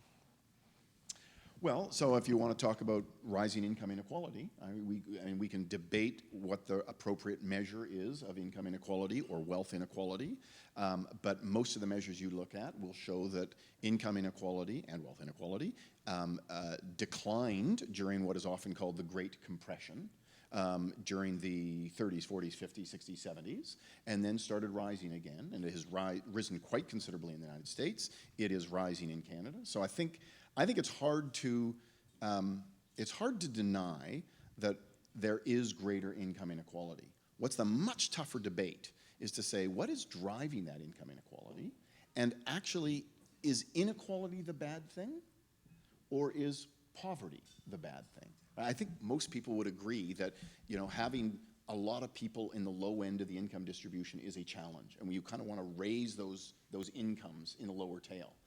But it's a much tougher debate to then say, all right, if we worry about raising the absolute level of that lower tail, suppose we do that, but we still have this massive upper tail and we have the income inequality. Is that a problem? And why is that a problem? And does it undermine the political system? Does it undermine social cohesion? These are tough issues. But I was just going to say, I think that's exactly right, and you would pick this up, Tom, as well. There's a sense in which, in the Great Compression, the bottom was rising, the middle class was growing, and the rich end was not as rich. Right. And then what happened in the 90s and 2000s and forward was we saw the wealthy end go up. And there's nothing bad about that. It showed up in good economic low growth end numbers. wasn't. But the low end was stagnant, That's right. in some cases falling. And that's the problem. And this is why political economy, no offense to the economists out there, is such a nice combination, because economic movements like this have political consequences regardless of their merits on economics. Politics still matters, especially in democracies like ours. And let me even take this question of are things working a bit further. Just this past week, the Bank of Canada reduced its projection for what potential economic growth is in Canada, as it's been doing every year for the last pretty much decade since the Great Recession. In the United States, there's a great debate about what potential economic growth is. The numbers are surely lower than they were 15 or 20 years ago. People now think it's normal for the economy to grow at best at around 2%. And scholars argue, is the right number actually 1.5%? Are we taking risks by growing faster than 1.5%? That would have sounded ludicrous from the perspective of even the 2000s, let alone the perspective of the 1960s, 70s, 50s, let alone 1920s or 10s. So maybe throwing the question even further afield, is the issue whether or not our trade policies are optimizing things overall but causing inequality, or is there a deeper question? Why are we growing so slowly, and how's that impacting Canada-U.S. It's a nice relations? segue into monetary policy. I like that. Yes. But you should be the first one on this one. So why does it matter why we're growing so slowly? I guess, yeah, we do spend a lot of time thinking about the distributions, and not a ton of time maybe thinking about the levels. But I think there has been this view that a rising tide lifts all boats, and maybe we can debate the truth of that. But if we're already, especially in wealthy countries like Canada, I don't know that you have to see, the 4%, 5%, 6% growth rates that you see in countries like China. So if the question is, to what end do we think about and care about the level of growth? Maybe it's bringing people out of poverty, or like urbanization, the sort of thing that you would talk about with respect to China. In Canada, which is a wealthy country, maybe we, especially as an economist, we sort of agonize over the 10 basis points of difference over the Bank of Canada's April forecast and their January forecast, but does it really It's a matter? huge point one, huge point one. So on the growth rate, if you look back 15 years ago, 10 years ago, kind of 3% was a pretty normal, I'm talking about real annual GDP growth. 3% was a pretty normal number for potential growth. It's now, kind of, as you said, it's now considered sort of 2% for Canada, United States. The United States a little higher. Most of that is to be expected from demographics. So, the baby boom generation, which is that, massive increase in fertility, basically, and population growth between 1946 and 1962 or 3, those people started retiring in 2011. And so some of them are lingering, right, in the labor force. Some of them don't retire right at 65, and so there's some slippage there. But for the most part, that decline from 3%, give or take, to 2%, give or take, is mostly about demographics. It's mostly about aging. And that's all fairly predictable. I think actually what's the bigger debate is the Larry Summers sort of secular stagnation debate about, are we in a world where the nature of investment, because of the nature of technological change and the rise of Silicon Valley and the digital economy, means that investment is like what we call capital I in the national accounts is just a different thing than it used to be 50 years ago. And, are we doing a lot less investment? Do we have to do a lot less investment than we had to before?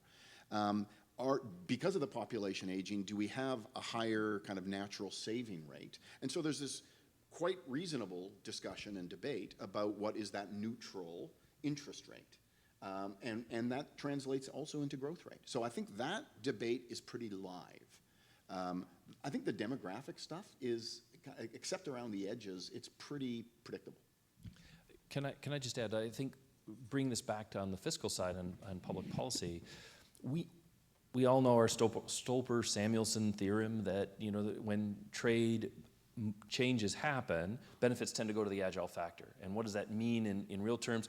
The young, the educated, without a mortgage, ability to pick up and go where the jobs are. And so I think one of the challenges we have, and I'd say more in the United States than in Canada, is raising the quality and the applicability of education and extending that to more people. I mean, our public schools vary widely. We have some great ones and we have some crummy ones. A young person growing up in the United States does not have a guarantee of a good educational opportunity. And when it comes to college, I'm sorry to say from Hopkins, don't tell anybody that I said this, we're really expensive.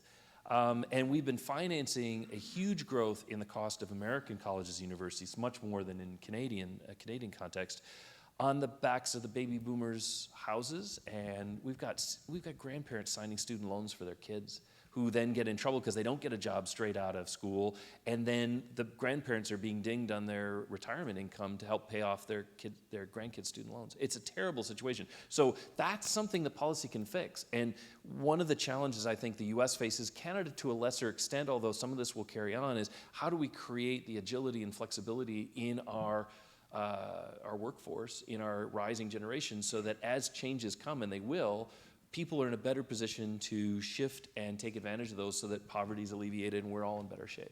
And so maybe to go back to our theme of American exceptionalism, in the United States, these things were never taken for granted. The basic assumption was that if demographics are turning bad, if total fertility is falling, it can come back up, as it did after falling in the 70s and reviving in the 80s. Demographics aren't really destiny. Demographics can change. They're just destiny over a sort of short time horizon, the amount of time it takes to change demographic trends. I see some head nodding. I like this. No, but you finish your sentence. No, that's it. That's a full sentence. Go for it. No, but I was going to say demographics don't have to be destiny if you want to have a lot of immigration, right? So this gets on to the point of we have to design maybe a better immigration policy. But I know right now the market is a bit obsessed with this idea of Japanification, and is that going to happen to Europe, to some lesser degree to the US? And it seems like the answer to that problem is on the one hand, demographics and migration and immigration. But that's a political economy question and not an economy question, Professor Sands. Yeah. So on the demographics and the population aging, I think there's, as my father used to say, there's nothing wrong with getting old. It's better than the alternative. There's nothing wrong with an economy that has zero population growth, right? Whether you have that with fertility exactly at replacement rates, or whether you have a lower fertility rate and you have some immigration. You can have zero population growth. You can have a small population growth. You can even have population decline. There's no theory, no good theory that I know that says that real living standards, so what you're now talking about is sort of per capita income, where that really relies on positive population growth. Positive population growth, of course, will drive aggregate GDP growth, but not necessarily per capita GDP growth. So we shouldn't agonize over a low fertility rate. I mean, typically what happens, you look across country, across time, when people get richer and they get more educated, and those two things tend to happen together, they also start to have fewer babies. There is something, I suspect, fairly natural or inevitable about that. To me, the problem with population aging, and Canada has this more than the United States. We all had a baby boom, but the United States has population growth in segments of its population that we don't have. So population aging is a little bit more serious of an issue in Canada. But to me, it's not about aggregate GDP growth or per capita GDP growth that's the real issue. It's that we've built our public institutions largely kind of 50 years ago in a world where the demographics was working in our favor in the sense that you could have pay-as-you-go systems. Well, you probably don't want to have pay-as-you-go systems if the population pyramid is going to turn into a population something else, whatever the opposite of a pyramid is. And that's what's going to happen. So what you need to do is you need to recognize that, oh, okay, as Canadians age, we're going to spend more on healthcare. That is just inevitable. And we're going to spend more on elderly benefits. That is probably a good thing and inevitable. But what we have to do is pay for it. So you can put it on the charge card, but then you're going to run up your public debt. Now, Canada, our public debt is very low. And so if you want to put it on the public debt, well, you can. Probably better to actually raise taxes a few percentage points so that you can actually pay for that. So you want to kind of make sure that your healthcare system and your elderly benefits aren't relying on that young population that is going to be disappearing. United States, different situation. United States, aggregate debt is way higher and aiming up, not down, in terms of debt GDP ratio. But also, the Social Security system is unfunded, and it is an absolute train wreck. So their debt is high and rising, and their public Social Security system is unfunded. Canada's debt is low and falling, and in fact, our CPP is basically fully funded for 75 years. So we're in different situations. But to me, the impact of public population aging is you got to kind of de-link the fiscal structure from the age structure of the population. It's funny. So you reminded me of ways in which the United States is exceptional, not in good ways. But I think, and someone will know the actual answer to this, but I think it was Churchill who said that God looks out for small children, drunks in the United States of America. And, you know, there's this great faith we have in the U.S. that we can somehow muddle through. But I want to kind of highlight something on immigration, which is really important. Immigration has a very good popular support in Canada for a couple of reasons. One of them is that Canada has a skills-based immigration system, which it tinkers with, which has meant that most new Canadians quickly enter the middle class and do not become a burden on the taxpayer, et cetera, et cetera. The United States has taken a very different approach, and so immigration is much more a social challenge because we have a weaker social net, and we bring in people who will often struggle to find work or work only in unskilled labor and don't do well and bring with them some poverty and some other concerns. And they still have young kids and tend to have better birth rates, but then you've got to educate those kids. We also have another problem, and I think it's important to situate immigration in a global migration context. The U.S., because it's a magnet for opportunity, has great universities, has often brought in people who could be the leaders of developing countries. Whether it's India or China, Southeast Asia, Latin America, they come, they get a great American education and often stay, or they go and work for the IMF and so on and so forth. And that we're conscious in some ways in the United States that what this means is ultimately, talk about income inequality, a U.S. that renews itself and prospers and developing countries that remain poor and struggle with bad government, incompetence, state capacity problems. One of the things I think we're dealing with in terms of trade, bringing it back to your subject, is that the U.S. made a pivot that we didn't really want to acknowledge, which was most of the time we were for trade liberalization because we wanted to export to those countries, to other countries, and get them to give up import substitution and industrialization. But after, in this wonderful holiday for history, after the end of the Cold War, the U.S., starting with a little bit the Uruguay round, but most importantly this defunct Seattle round and then the dead Doha round of the GATT, made an offer. And that was, developing countries, give up your remaining protectionism and we will let you grow using export-led growth, which was a model that the U.S. initially pioneered in the context of recovering Europe and Japan after World War II. Export-led growth. We have the money, we'll buy your stuff, you can produce it cheaply, but by selling stuff to us, you'll get rich enough to build up your country, build up the services, and we'll all share. This is a strategy behind the BRICS and so on.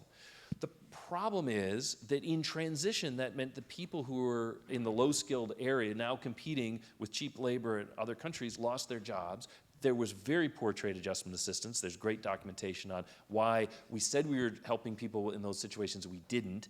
And so we built up resentment. We financed this transition, which was meant, I think, in the best of intentions way, to help countries grow, and then we ended up stealing their best people, and we gave some of the jobs of our poorest people away, and that unfairness eventually caught up with us. Not in Bill Clinton's day when this all started, but in Donald Trump's day. Wasn't it also that the hope that the developing countries would have an export-led growth was based on, I think, the assumption that a lot of their exports would be agricultural-based, but the rich countries weren't prepared to give up their protection, subsidization, and I don't know, monopoly position, if you like, of the export sector. Agriculture, I would also say clothing, garments, the multi-fiber agreement. There were all these areas we expected would be potential, and they didn't pan out. And Ronnie, how does this leave things looking right now? Well, yeah, I was going to ask Professor Sands a question actually about this. Okay. But I think it's interesting because now we see in the newly negotiated USMCA, CUSMA, whatever. I should say CUSMA in Canada, I think. We just call it NAFTA. NAFTA, right. It still is NAFTA. There is no CUSMA or Right, for now. Yeah, that's true. But it's interesting in that the new agreement has this paragraph now, or sorry, I think one of the sections in the 30s, so way at the end, about trade with non-market economies. Yeah, right. Of course, he knows which one it is. Impressive. I told you it would be a wonky panel, and it is. Yeah, so I mean, and I think this goes to this idea that trade is becoming more regional. So now we have this deal that's the U.S., Canada, Mexico deal, as Dov pointed out. And now we're also, I mean, I'm not a lawyer. I don't know if it has any kind of legal standing, but now we're also kind of, the U.S. is sort of saying we'd prefer if you didn't trade with China, basically, is the way I read Section 3210. And I guess, I don't know if you have any ideas about where that leaves us in the sort of the WTO system. Is the U.S. going to be managing trade for us, for the world now, for Canada specifically? I think there are a lot of interesting questions. I guess I should be answering some of them. And is this an implication of tectonic changes in the global economy that you explained? So yeah, a couple of things. This is such a great question. Thank you, Rennie. So first of all, I think we're lucky that 3210 is the way it is, because my understanding from talking to people around the negotiation was the U.S. initial proposal was you may not open negotiations with non-market economies, period. And other than China, we're probably talking about North Korea, Iran, a few others that might hit that list, but China is the big one. And the Trudeau government was able to soften it to, you may, but you must share all the information about your negotiation with the Americans and I suppose the Mexicans, so that you have permission, but no one will think that you can do a separate deal on the outside. And to me, this is well, it's better, but the way that Europe has done this is they have a customs union, one tariff for everybody. And when they negotiate on trade, they negotiate together. And it's complicated, and it's a pain in the neck, but North America didn't do a customs union. Now, if we want a customs union, we should pay for it. That is to say, if you have to accept our tariff rates and all our tariff politics, then you get some extra access to our market, or we compensate you for that. But we're actually asking you to suffer the limits of a customs union without giving you any of the benefits. In fact, we're taking away some of your free trade. So in that sense, at least from Canada's point of view, to quote Donald Trump, the new agreement is a bad deal. I don't think it's very good for you. That said, now kind of stepping forward, the administration is convinced, and in some ways that conviction is becoming reality, that we are now in an era of great power rivalry. And there is a big distinction between a China and an India, because China is a rival and viewed as hostile by the US, whereas, and maybe Russia, whereas Europe and India are not. That has real policy consequences because, as some of you will know, Americans are obsessed with security, and we think like a big power, which is different than how middle powers think, which I think is significant, but in this case, quite significant. Ever since 9/11, the U.S. argument was global security was about dealing with transnational networks of terrorists, organized crime, and we retooled our military and our security services and our intelligence services and our cooperation with others to combat that threat, including homegrown terrorism. Very serious. Suddenly, the U.S. is pivoting to, we may need to go to a near-peer conflict that could be World War III. That, and unlike past presidents, although more, I guess, they're all guilty of some of this, the U.S. doesn't say, oh, we have this discrete Chinese economic rivalry, and we have this other discrete strategic rivalry, military rivalry. It's all one. And Trump is playing those things off of each other.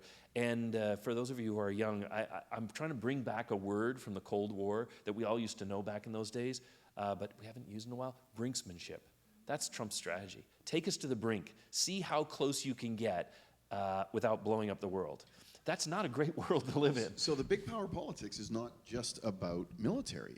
So this is fascinating. So it was just in the newspaper this morning that I was reading about the second Belt and Road Initiative conference going on, I think today or for a few days. We like to call it the Belt and Road Forum because then it's barf. Okay. Okay, so that's good. You heard it here, folks. So the Belt and Road Initiative. So China has, as we know, massive accumulation of assets and foreign exchange reserves. So if you want to use that to a segue to monetary policy, in a few minutes, you can do that. But they've got massive assets. They want to invest them in the world. And so here they are now, African countries, not exclusively African, but many African countries, basically lining up at the door in Beijing to have money lent to them or have money invested in equity positions. So China is looking to do this. They want to develop the infrastructure in Africa, but they also want to have influence. Now, is America sitting by neutrally? No, America is looking at this and saying, whoa, we don't want China to have that influence. I mean, this is now take it back to the Marshall Plan. This is kind of like America, helping, I think for quite reasonable reasons, but also quite self-interested reasons, helping Europe post-World War II. Well, China is helping Africa. There's no war that is following. But America is looking at this, and now they have come up with their competing Belt and Road Initiative, which is currently smaller than the Belt and Road Initiative, but could well be bigger within a few years.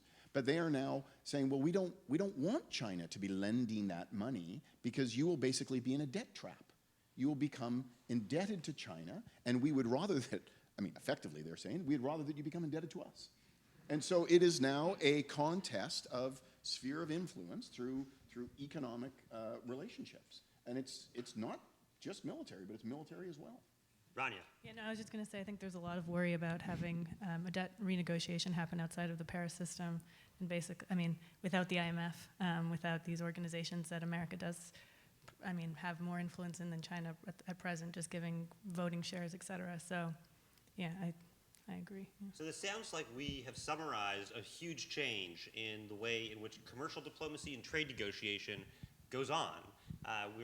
We've discussed a world in which trade negotiations suddenly become about great power politics, in which it's therefore become regionalized as well. We'll have to go to questions soon, but I want to conclude before then with one topic that I know is near and dear to the heart of one of our panelists, which we haven't yet touched on, and which is exclusive, which only works globally, namely the question of climate policy.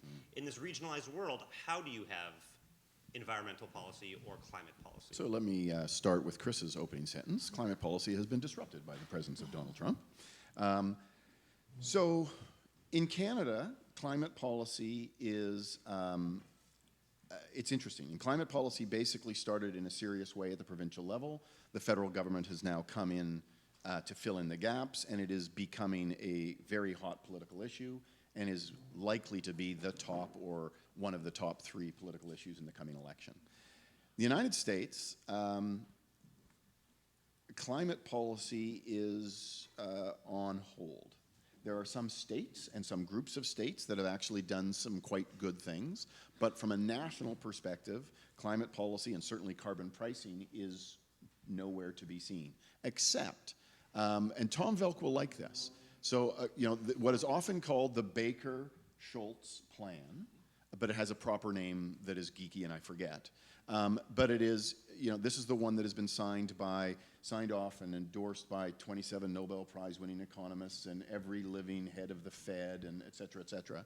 And it's a 4-point plan for climate change in the United States. Point number 1 is a broad-based economy-wide carbon price that scales up over time. Number 2 is you take every penny of those revenues and you return it in equal per capita dividends across the United States. Element 3 is near and dear to many Republicans' hearts, which is you now, in the presence of a good and rising carbon price, you now repeal all of the regulations that you no longer need because they are redundant. That means you don't gut the EPA, but you actually repeal the regulations that are made redundant by a good carbon price. And then the 4th part of the policy is that you effectively put carbon-based tariffs on the import of goods. And that's a game changer, right? Once America starts putting tariffs on the import based on carbon content of foreign goods, then you've got a real incentive for other countries to jump on board. That 4-point plan is being put forward by a group of very prominent Republicans. That's a very coherent, economically and politically coherent plan. So that might be the beginning of a change in the United States. But climate policy, as you said, Dov, it's a global collective action problem, right? So you need countries to participate with 197 other countries to try to push each other along, but you need them to each go back to their own respective countries and put in policies. You can't really argue with a straight face at a UN conference if you're not doing something at home. You've got to do both. But having the U.S. involved in a serious way would make a huge difference. Interesting. There's so many more topics we could touch on in our panel. Hopefully, though, we'll hear them raised by members of the audience. Do we have any questions? I ask that people keep their questions to exclusively one sentence, with the exception of Professor Tom Velk, who could do whatever he would like. And we'll. Wow. And I knew his hand was up. His hand was up throughout the panel. So please, someone pass Professor Velk a microphone, and he'll kick off the questions. Yeah, you need it, Tom. You need it. But you're recording. Okay, all right, okay. I'll yell that loud, it'll scare the tape. Okay, there's more than this lead word is one sentence in itself. Factor price equalization. And it's an optimistic point that I'd like to make about income distribution, tops and bottom. Planet-wide, trade makes the poorest people better off. When's the last time somebody died of famine in China? Even places like Cambodia, Vietnam, and so on, and even in Africa, trade is making the bottom richer and happier and healthier. The top is also coming down in the rest of the world, in places in Africa, in Asia, in the sense that you don't have so many dictators, if nothing else, who have not just the power to have a nice car, but they have the power to kill people by the tens of thousands. They are replaced by our managers, who are coming up, of course, as the managers in Africa and Asia come down. So what's happening, yes, in the West, the top is moving away from the bottom, and the bottom is dropping down, because at the bottom, you're competing with the workers from Asia and Africa, and they are coming up. There's so many more of them, though, in Asia and Africa, that planet-wide, it's better, because there are fewer really poor people. And likewise for our managers, who now have to manage the rest of the world. Todd just left because he's one of the guys that manages the rest of the world, and he was busy going off to manage it, as near as I can tell. Guys like him are replacing the dictators of the rest of the world. So planet-wide, anyhow, income distribution is getting better. I don't like Piketty, because all he does, Piketty for the rest of you, for non-economists, all we look at is these picky little guys. Piketty is a picky little guy. All he did was look at income distribution in the West. Yes. That's the wrong place to look. You got to look planet-wide. It's getting better. Profound point that income inequality, the discourse around it in the West is only about how it's rising, but of course the perspective is entirely different if you're in China, elsewhere. Other questions from the audience? I believe that there are microphones, so maybe if someone could pass the microphones to people with questions, or just go to the microphones, please. Could I ask one? Please. It's more of a comment and a question. Well, but you have to obey the one-sentence rule. One second. Why didn't you were talking finally about the demography, how important that is. Why didn't you mention the fertility rate? I did. Because this is absolutely a key factor. Every developed country in the world has a fertility rate well below the stable 2.1 number. It's a profound point, and this actually leads to, if I may offer a comment, though I'm the moderator, not supposed to comment. I agree that per capita GDP is ultimately what matters, and you could have good growth in per capita GDP without any demographic increase. Indeed, Japan demonstrates that. Japan has gotten substantially richer, even as the country, Japan's overall GDP has grown at extremely low, slow paces. Yes, but not to quibble, I think the other thing that we've missed talking about here is the connection between a couple of things. Japan is a great example, and I would add to that China. So the Trump administration thinks the trade is imbalanced with China because they sell us more than we buy from them. But as everybody knows, the current account is balanced out by the capital account. And what have they been doing? They've been buying our debt. Not everybody knows that. Apparently the U.S. president is unclear on that. Okay, well, everybody but Trump knows. And so if we do succeed in driving down Chinese sales of products in the United States by hook or crook, we may find that our fiscal position becomes unsustainable because no one will have the money to lend us to continue to sustain our unsustainable social programs. I want to come back to demographics. So, sir, you're quite right.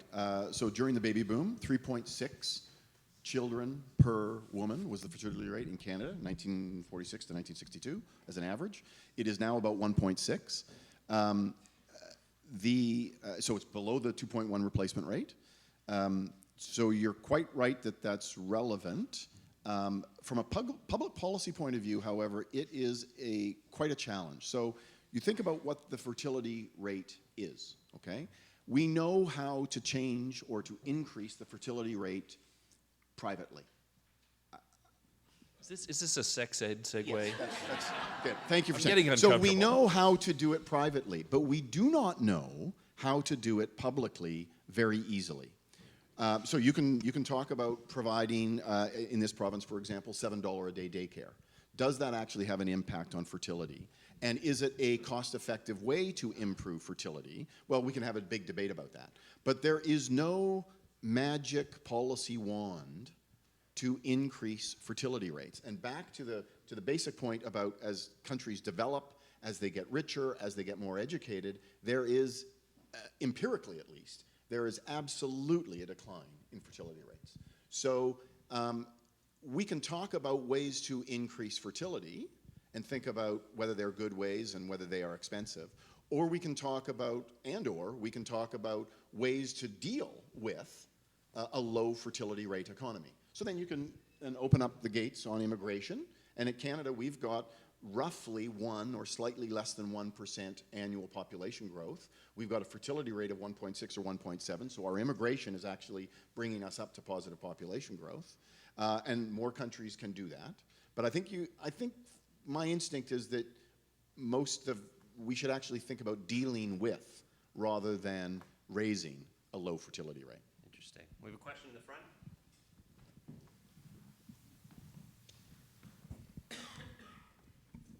So in the panel, was described that for various factors, there is now seems to be like a change in terms of the foundation of U.S.-Canada relationship, and it seems that there's maybe like a shift in Washington consensus on how to make policies more beneficial to U.S., maybe vis-a-vis Canada, vis-a-vis like a reevaluation of China policy and all of that. Trump may or may not have been a catalyst, the last straw that broke the camel's back kind of thing. So question one is, do you think that this kind of Washington consensus shift is more permanent and will go beyond Trump? And second, if that is the case, what is the policy prescription for Canada in such a shift? All right, that's a very good question, and let me see if I can do it justice. I think that there is no Washington consensus at the moment. There are a lot of people. You're using Washington consensus not in the John, sense, not in that sense. Yeah, right? I think so. You mean a consensus in Washington? I think the first problem is that there isn't really any certainty in our American establishment, let alone Donald Trump and his folks, about what direction we should go in and why. So it's fluid. And this is really hard for Canada, because Canada is not a country that gets out ahead and drags the U.S. It's a country that tends to look at where the U.S. is going, digest it a bit, and then figure out how do we then fit into this plan. And often, for example, when the U.S. was pushing trade liberalization, Canada eventually knocks on the door and says, you know what, we could take this one step further and show you it could really work for both of us, which is great. That's why we love Canada as a neighbor. This is a really good quality. But right now, while the Americans are still having big debates about what the future of our political economy is, both domestically and in the world, it's very hard for Canada to navigate that and find a safe way out. So that's thing number one. I'm going to highlight two other things. Traditionally, the way in which Canada and the United States have managed our relationship, something that I don't think gets enough attention in the literature, is that the president and the prime minister can treat each other like peers, even though Canada's smaller, for long enough to come up with a political agreement on handling something complicated, which may be boring for the American president, but is essential for Canada. And that political agreement gets packed into an institution, which is then depoliticized. And I'll give you an example to make that clear. The International Joint Commission to deal with the boundary waters, the Great Lakes, et cetera. This is an issue that is way too boring for an American president. However, it is important.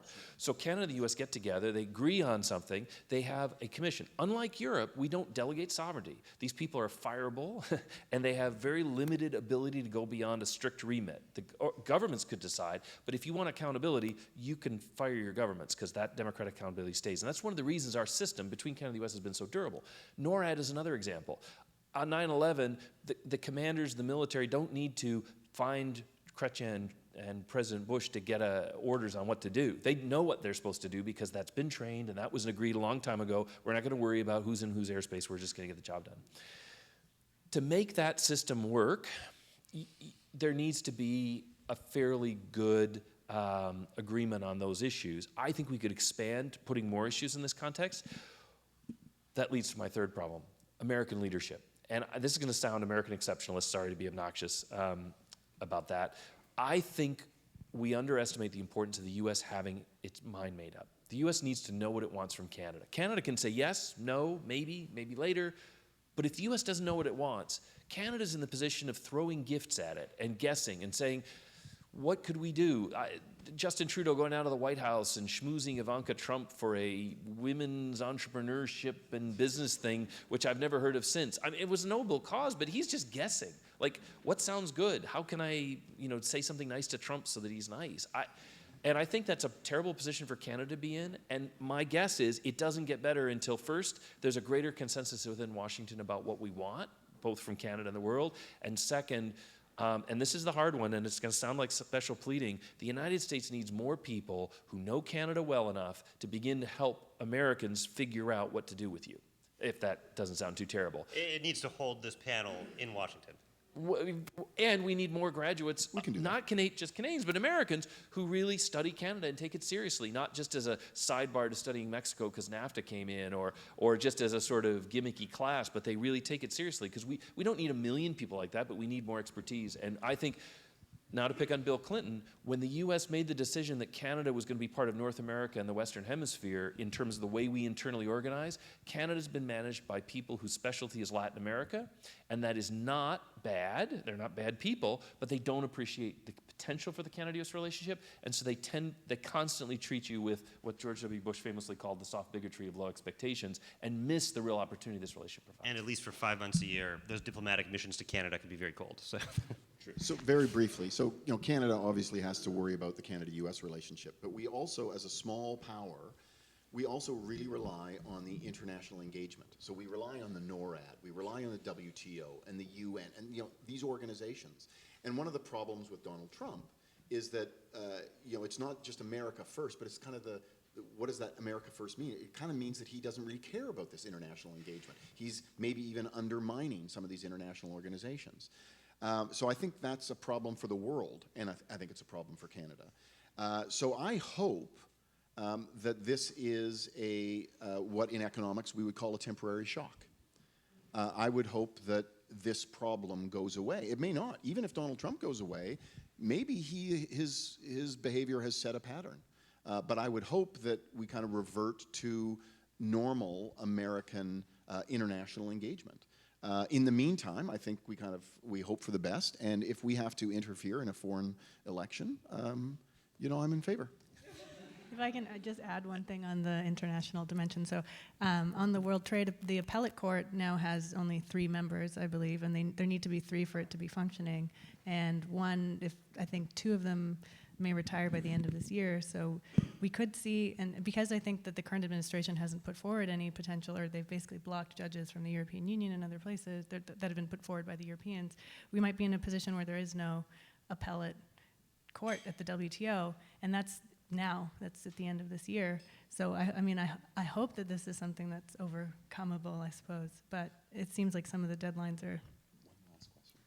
All right, well, let's do, so Could I have so we're going to do a lightning round. This is how I like to do this. So each person will ask one sentence question, and the panel will just take it all up, and then, because we're past our time, but I'd love to hear from the audience, so please. Okay, my question would be this. The U.S. is deliberalizing trade at an incredible rate right now through sanctions. And this has happened since Clinton, since Obama, now exaggerated by Trump.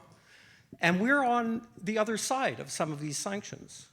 We will trade with Iran. We're happy to trade with Iran. Probably less happy to trade with Saudi Arabia, but we're stuck. We'll trade with China. The Huawei affair is all tangled into this. This is just to punish us, or China, for, well, I would suggest for having the best technology in the world at the moment in 5G. What do you think about trade illiberalization? Is this ever going to reverse? And our next question. Do I have 1 minute or 2 minutes? You have an excellent sentence. I'm not an economist, so I don't look at the small things. I look at the big picture. So my big picture is, in terms of trades, whoever countries has a so-called trade deficit is because that country's economic situation is very strong. Otherwise, they won't have a trade deficit. So in this regard, I don't think Donald Trump was right, because over the last so many years, they give China's economy was very bad, so they gave China a lot of benefits. So this is a broad statement. The other thing is, concerning the trade negotiations now between U.S. and Canada, U.S. and especially U.S. and China, is the big thing that people pay attention to. At first they said they are going to conclude that in March, and now it's April, and now it would take a long time. But my opinion is, it really doesn't matter what kind of agreement they come out with, because once Donald Trump, as long as he is the president, in the 2 seconds that he does not agree with that agreement, he would just change it, and that's it. So the more important thing is, I want to ask the partners, what do you think Donald Trump's chances of re-election, because that's the more important than any of these discussions we are talking about. Well, thank you. And one last question. We speak a lot about demographics here in this panel, and one of the issues that I've seen is the difference between, and you spoke a little bit about it, the difference between the baby boom generation, and we haven't really discussed the millennial generation that's stepping into the workforce at this time. And you keep on seeing these articles around how the baby boom generation has essentially neglected this millennial generation, and how millennials don't have the wealth to be able to replace the baby boom generation. Is that true, first of all? And second of all, will there be a time where the millennials will be taking their rightful place to be able to control the economy, and also be in a representative portion where they're currently underrepresented in government, and slowly turn that around? So millennials, Donald Trump, and trade sanctions. Final thoughts from the panel. I'm ready. All right. I think Olivia's question about trade and sanctions is just a great, I don't know what the answer is, Olivia, but to me, it's a great example of where economics and politics comes together, because your trade theory, your factor price equalization, and your Stoper-Samuelson actually isn't the issue, right? It is the trade as part of the power politics. And how does it get done? It gets done carefully. And I don't know what the right way is to deal with that. Is it going away? I suspect not. It just seems to me that those sorts of tensions and those sorts of deals are going to be with us for a while, at least until I retire. So I took the easy one. Excellent.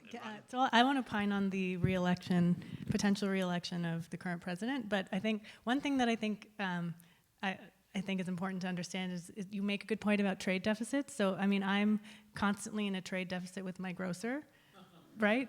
It's not a bad thing. I live in New York. I don't want to grow my own vegetables. So like ameliorating that it's a bit, I think that's the right way to think about it basically, and I think that gets overlooked. So that's my And Chris, any comment on that. final words? Oh man, there's so much there. So, right. So, a couple things. One, I do think Trump is likely to get reelected. I'm sorry to say, all the baby boomer presidents have had 2 terms, and it's mechanical, data-driven politics, and the Democrats are a mess. So, who knows? But I think that's, and so we have to cope with it. What does that mean? 2 things. Millennials, for us, in 2016, were the largest voter cohort based on registration. They were not big voters. Maybe 20% of them actually showed up in 2016. Now, why?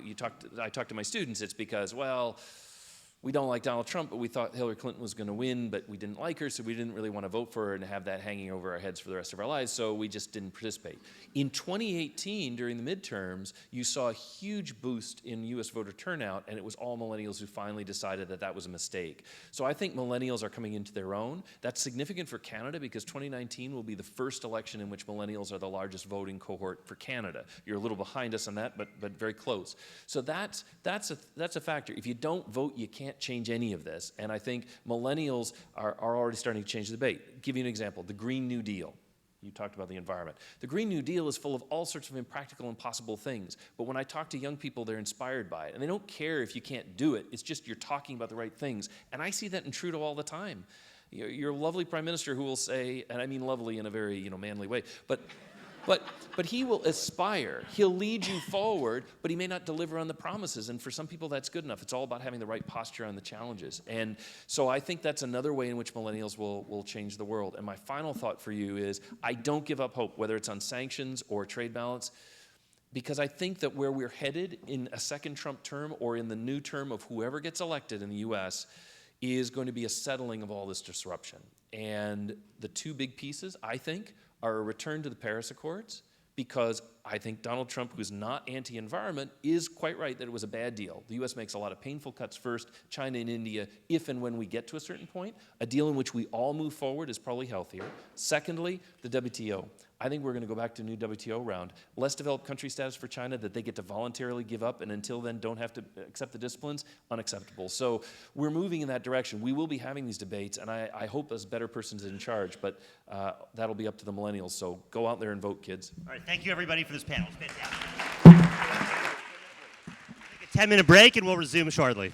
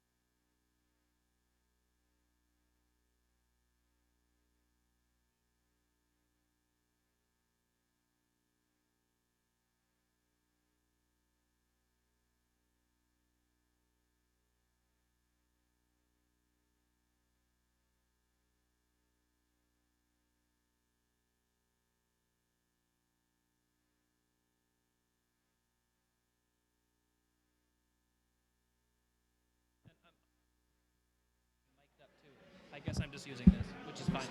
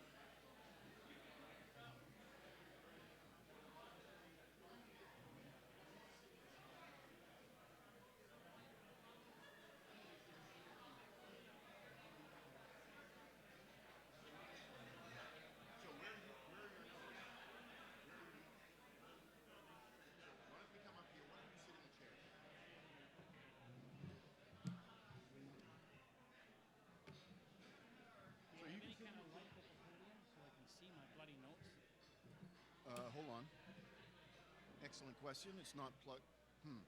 What, can you not see that? No, not a chance. Hold Let me on. just see Do if we have a light? Does the light on this podium work?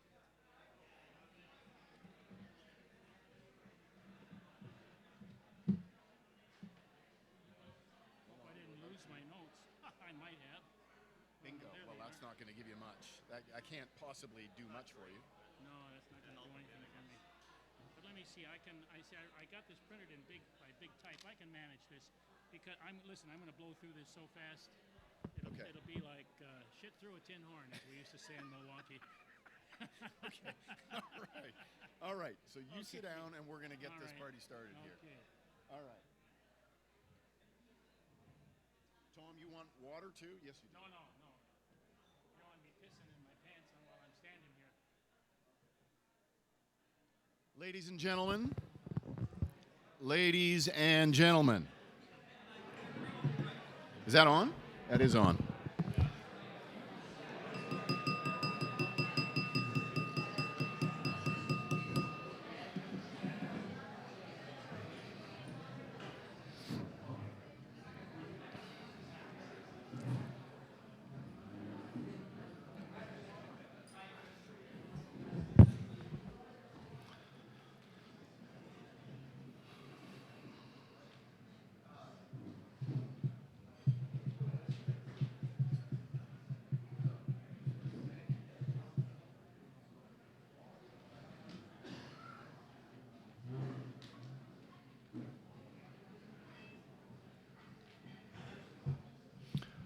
All right, ladies and gentlemen, let's get started on the next section of the day.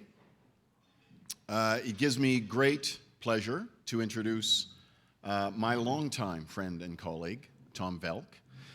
Tom, as I said earlier, is an institution at McGill. I said I've been here for 30 years. He's been here since the mid-1960s. So he's been teaching economics and heading North American Studies programs since the early 1970s, many of those years in a conspiracy with Al Riggs. I'm not sure who led the conspiracy. Probably it was Tom. Most students that you saw today, and many students from the past 20 years who have seen and heard and learned from Tom, think of Tom as a conservative, as a libertarian, and as a pretty serious and honest Republican. And he was not always that. Tom, when he first arrived here in the mid-1960s, Tom was a Democrat. In the mid and late 1970s, Tom was the head of Democrats Abroad for Canada. Tom campaigned actively and with passion and enthusiasm for Jimmy Carter. So just think about that. So Tom looks back on those days as formative days for him. They were days when he learned things not to repeat. So he has grown. He has grown from his past. But as I say, he has been in the economics department for a long time. We have a round table in the faculty club that is up on the second floor that is a collecting point for many of us who consider ourselves regulars at the round table for lunch. And Tom is one of those regulars and has been one of those regulars for many, many years. And at those tables, those lunchtime conversations, Tom is often there, and Tom is often revealing his libertarian and conservative and Republican views. And they're always interesting. They're always interesting, and Tom is, and you heard it today from Todd Fox, that Tom is very much in favor of respectful and enthusiastic disagreement. I have never, ever seen Tom shy away from a debate. He truly believes in debate. Tom and I debate many things. Tom doesn't really believe much in the role of central banks. He actually will talk at length and probably has written at length about why we should have a private banking system and why we shouldn't give the monopoly note issue to central banks. I think he's completely wrong on that. And I've told him several times that I think he's completely wrong on that, and we've simply agreed to disagree. But Tom is really about public policy and economics, and very much connected to the set of issues that we've been talking about today in North American studies. So it gives me, and of course he has a media presence. Many of you, if you spent some time in Montreal, will have seen him on local TV talking about all kinds of economic issues, read his op-eds in various newspapers. He is very much a personality and very much has an economic presence at McGill University, and we will be sorry to see him go. But we're delighted to have him here today to talk a little bit about, I'm not quite sure what he's going to talk about. And we're never quite sure what Tom's going to talk about, so just hold on to your seats. And Tom Velk will probably talk about something to do with the Canada-US relationship. He'll probably talk about North American studies. He may even have a few words to say about Brian Mulroney, who will be the next event. So ladies and gentlemen, without further ado, Tom Velk. All right, you're good? Well, one thing about being introduced by a friend is that they don't know, or at least they won't talk about all of the things that they could say, but don't. My job here is I'm going to say three things. First of all, I've got to say thank you to the group that put all this together, certainly including Chris and including that whole gang of my former students, and I'm going to do that in a way that might surprise you. Next, I'm going to say that North American Studies, which is now passed on to the place wherever dead programs go. But Chris, thank heavens, is going to look after at least some of our money and a lot of our traditions, and that's to the good. That's to the good. And finally, I'm going to take another kick at the can of trying to tell you what American exceptionalism is all about by way of what passes for the academic component of my little talk. I've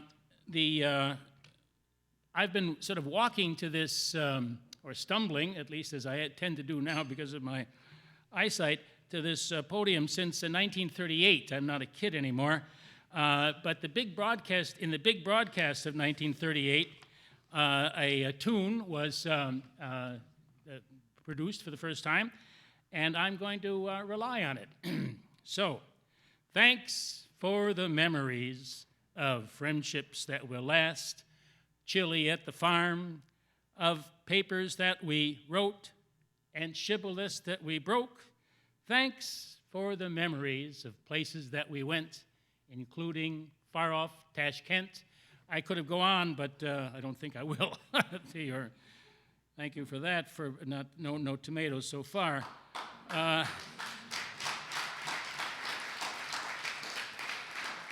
That was Bob Hope from the big broadcast of 1938. You can Google it. I want to talk a little bit about North American studies and what it accomplished. New economists have to try to measure things, and the ephemera of a classroom experience or a course or even a whole lifetime in the university is impossible to measure. But when we have that kind of trouble in economics, we talk about the product of an industry that is otherwise impossible to measure. And the product is the group of students who, among whom some of them put this together. We have, and she's going to be so mad because she said I'm not supposed to say it, but I'll say it anyhow. Olivia Gong, who's at the right-hand shoulder, as far as I'm concerned, of Ray Dalio at Bridgewater. That's no small thing for a young lady who went there against a competitive field, almost all of whom had degrees from Harvard, Yale, and Princeton, and places like that, graduate degrees. If you look at Ray Dalio, you know who Ray Dalio is, I hope, and if you don't, look him up. His weekly messages very often carry her co-signature. There's Dove Ziegler, who manages the investment portfolio of the very serious bank here, the most international bank in town, I think, Scotia Bank, insofar as their investment positions in government bonds, Canadian and American. There's Neil. they're all amazingly wide and as well as deep. You know, he's quite an expert in Maimonides. He's a scholar, but also an aesthete of a kind. You talk to him about the sophistication of the French period in economic history as well as artistic history, and he has something to say. Joanna has the scheme of planting little seeds of discontent where part of her job is being a representative of this Runnymede operation. She has a bigger job now, but I remember the Runnymede one. Goes around from law school to law school and plants little seeds of conservatism or libertarianism or freedom or whatever else you might call it, in a soil, the university soil, much in need of that kind of broadening. I could go on and on with those names, but I want to talk about, I don't have any time. I've got to talk fast because, of course, the Prime Minister is coming up, but I shouldn't forget, and with Linda, shouldn't forget, though, when I talk about the accomplishments of North American studies, from my point of view at least, the most important thing we ever did by way of what you can call research was to make the point in 1993 that he was the best prime minister in statistical history. It was a time when not too many people had the sense to understand the importance of his time in office. He came after a guy who pushed this country, Canada, way far, as far as I'm concerned, way far to the left, way far in the wrong direction, way far away from the North American shore, so to speak. And Mr. Mulroney did the, whoops, don't want to knock things over, I'll pull it back a little bit, the very important job of the GST, the Constitution, and the association that we have in Canada with America. Now, the paper that I wrote along with Al Riggs didn't even talk about those things. We had numbers just coming, you know, out of our, I don't know, about 50 pages long or something like that, with a kind of a so-called misery index where we showed, oh, this number, that number, this number, that number. But what was really important was not measurable by numbers, but it was the motivator for that piece of research, which, as I said, as far as I'm concerned, the most important policy thing that I did while I was in all my years here was to show that he was a really serious and important leader who understood the importance of the Canadian relationship with the United States, who understood that, by way of the Constitution, that the Quebec problem had to be dealt with, and who understood with respect to his taxation policies that the only way, the long-run way, that you could possibly ever control government indebtedness and government overspending was to make taxation evident and make people, ordinary people, not just the rich, tax the ordinary people via the GST, and in that way you can perhaps motivate a people in a democratic society to be prudent in their expenditure. But anyhow, I thought, and as far as I'm concerned, that North American Studies, alas, no more, was a success. Okay, my third thing, big idea. What's my big idea, what I'm going to talk about? One of the things we did right from the beginning in North American Studies was to talk about American exceptionalism. And I'm going to talk about that in terms of sort of three, if I have enough time, three periods in American history.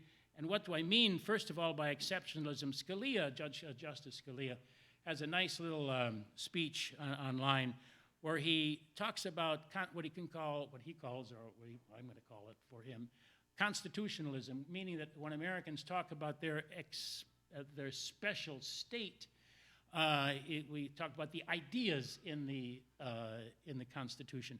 I want to be a bit distinct from that, and I want to follow his lead. And when he says, or at least I say, I put words in his mouth, that the ideas, self-government, balance of powers, all of that stuff, those are European ideas. They're Montesquieu, they're Hume, they're Smith, they are Machiavel. What America did and what is special is she took those ideas and she turned them into quasi-religious things, real things. I'm speaking here not metaphysically, as I so often do, but those big temple-like buildings, the 9 judges dressed all in black, they look like wizards and witches. They have a mystical existence in the minds of ordinary Americans and in the minds of sophisticated Americans. And the idea is process. Process makes things legitimate. And that is the big thing, I think, that America brought for the rest of the world. So American exceptionalism is not just special to America. It's a way of treating your constitutional guarantees that makes them work, turns them into something that can be, in some ways in America, worshipped, an object of veneration. When you institutionalize practices, you very much reduce the intensity of debate. If you don't like Mr. Trump, you can say, well, he was elected. Oh, but he didn't get all the votes. Oh, but the Electoral College is part of the Constitution, and he did pass that test. And you have to say, oh, okay, the last thing from Mueller. Well, he did all this investigation, and he did it the right way, or not, at least as long as you believe that the Mueller investigation was done properly, according to the rules, then, okay, you accept the outcome. If you think that the FBI's operations were not according to the rules, then you can be angry about it. But it makes the antagonism over the final outcome less intense. And it also does another very special thing for America, in contrast with lots of other societies. It gets rid of, forgive me for a fancy word, teleology. It gets rid of the idea that the country is there for a goal, already, you see how fast it goes? 5 minutes. Good. It's all right. It's all right. I was going to read you Tocqueville's passages, which my students heard many times, and I won't do it now. I just get this other idea out. That you have this worship of process, of procedure. You have this idea that if it was done by process, some big political thing is okay, and it stops you from, as I said, having this teleological point of view, where what you are doing as a society is moving from socialism to the goal of communism, from bringing the power of the fatherland to the rest of Europe, from creating the co-prosperity sphere in East Asia into existence. You don't have a national goal in the sense of anything inevitable that comes automatically out of socialist realism or communist realism, or it ends up in some kind of utopian state. All you know is step by step, without knowing where your country is going, and you think that's a bad thing, but it's not a bad thing. Step by step, if it passes the test of each step being consistent with the rules that are promulgated by those 9 guys in robes, or by the House getting along with the Senate and creating a bill, and the president signs it. I'm a bill, I'm a bill. I could sing again now, you see, until the president signs me, and then I'm a law. You guys don't even. Anyhow, it was a bit of American television reality, teaching kids about civics, which is what this is all about. And that is what is now, I was going to say that the first time all this happens was with the Mayflower Compact, colonial era. Second time, Al Riggs and I did a paper showing that by 1876, 700 years, of course, after the founding, America was the richest country in the world, and that Lord Palmerston in England was bent on breaking it up because he feared its eventual destiny as a taking over from the empire. So he tried to help the Confederate side in the Civil War as best he could. I could give you, have I got time? I'm going to read it anyhow. The third era, if you want me, I have this, I actually wrote it for the speech. So if you want me, you write me, email me, Tom Velk, AOL. I'll send you this. But what I want to do here is what's the thing to be scared about? So colonial era, we start the idea of creating institutions. 19th century, we're so good at it, that thing works so well that we are the richest, most powerful country in the earth by the end of that century, 100 years after the founding. Now, where are we?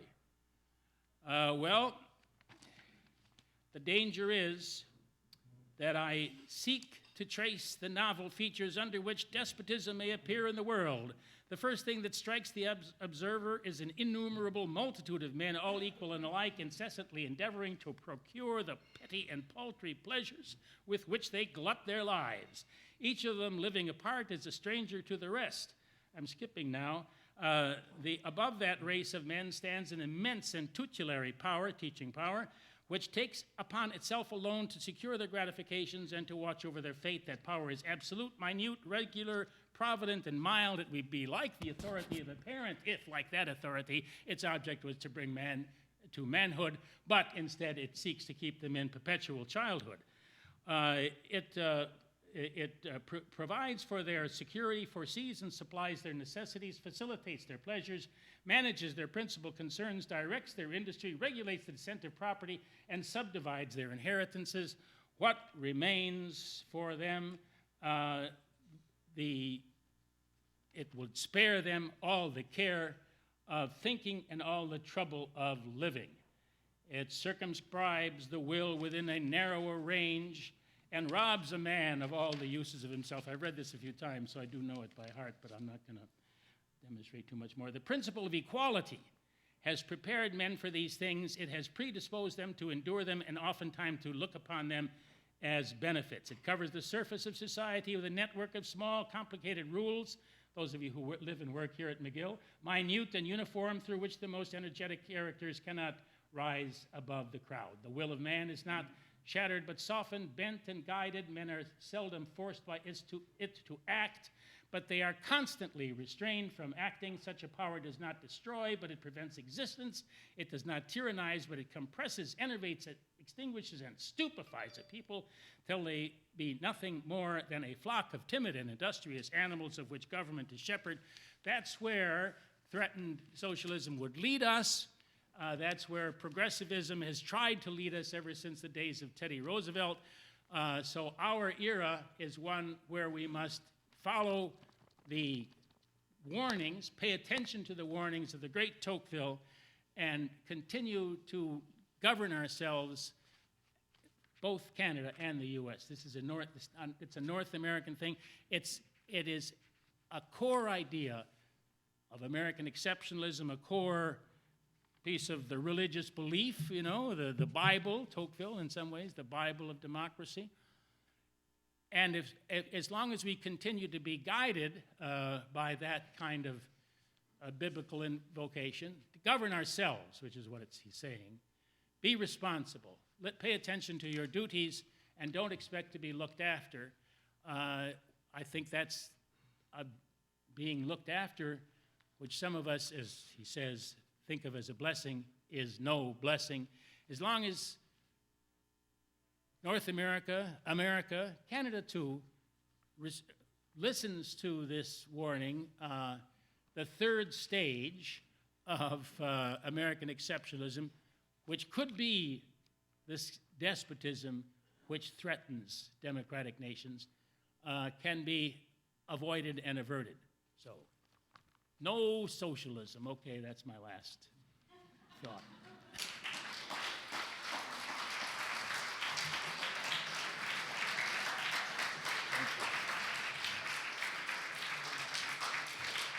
I think now, I know somebody is going to,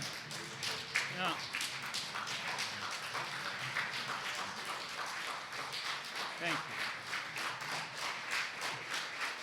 Thank you very much.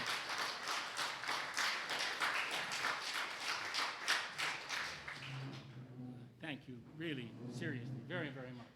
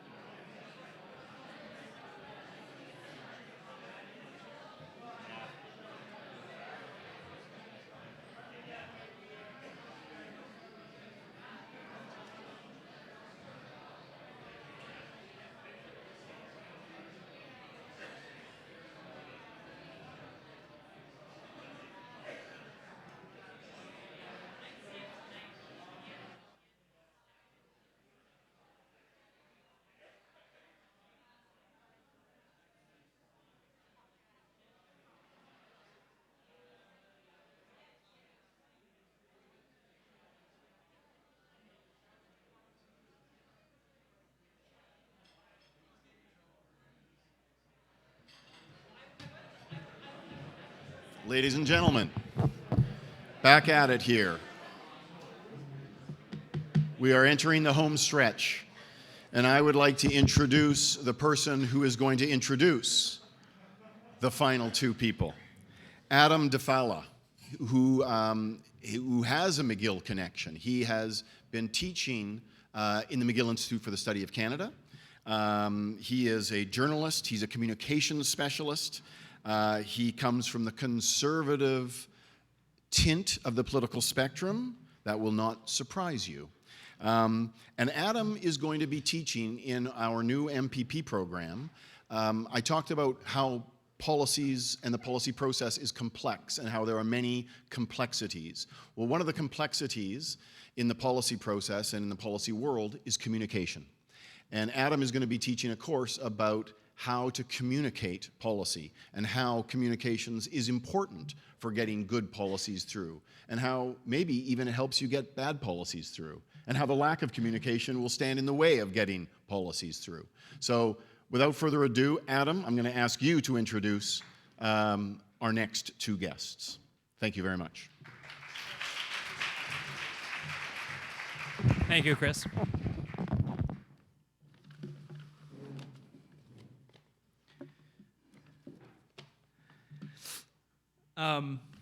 Thanks very much, Chris. Thanks, everyone, for being here.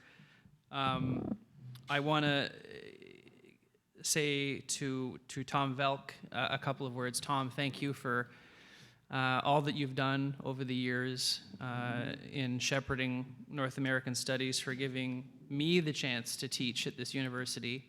Some of my fondest memories, some of my most memorable times of the last several years have been at McGill teaching in your program, and I'm glad that we're commemorating you today in this way. And what a better way to finish it than with what's coming up next. So I'm very honored to be introducing our next two speakers.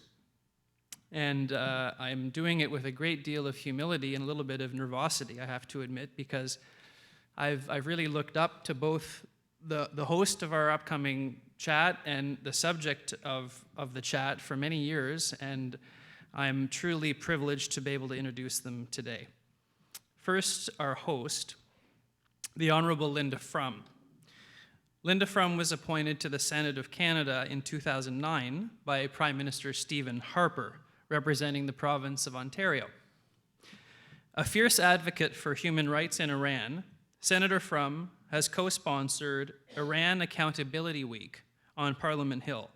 She is also known for her legislative efforts to eliminate foreign funding in Canadian elections, an important topic that only recently has started getting the attention it deserves. Senator Frum currently serves as the Vice Chair of the Board of Directors for the United Jewish Appeal of Greater Toronto and serves on the board of the United Israel Appeal. She is a member of the International Auschwitz-Birkenau Foundation Committee, and she is a recipient of many awards, including an honorary Doctor of Humane Letters from Yeshiva University, and in June 2019, she will be awarded an honorary degree from Hebrew University. Now, many of you know Senator Frum as a journalist and as an author. She comes from a great family of journalists and reporters. She's been a columnist with the National Post. She's been a contributing editor to Maclean's, and she's a Gemini Award-winning documentarian. What you may not know is that Linda is a proud graduate of McGill's North American Studies program. And she's also a very generous and fiercely loyal friend and a most dedicated alumnus of the NAST program. And now her guest. Born and raised in the small town of Baie-Comeau on Quebec's North Shore, Brian Mulroney first got involved in politics in 1956 when, as a teenager, he joined the Youth for John Diefenbaker Committee. After graduating from St. Francis Xavier and Laval University Law School, Brian Mulroney worked as a lawyer. After an unsuccessful bid for the leadership of the PC Party in 1976, he went on to lead the Iron Ore Company of Canada here in Montreal, before eventually winning the leadership of the Conservative Party in 1983. In September 1984, Mr. Mulroney led the PC Party to its greatest parliamentary victory in Canadian history and became the 18th Prime Minister of Canada. 4 years later, he was re-elected with another majority government, thus becoming the first Prime Minister in 35 years to get 2 straight majority governments and the first Conservative Prime Minister to accomplish that feat in 100 years. He stepped down in June 1993 after leading the government for more than 9 years.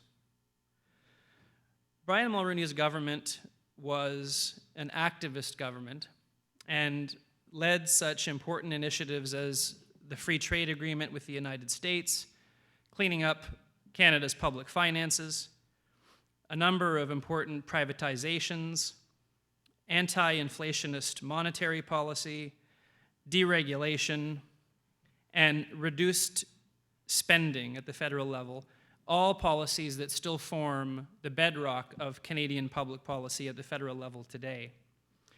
In the realm of foreign affairs, Brian Mulroney gave us a record of which Canada can be proud.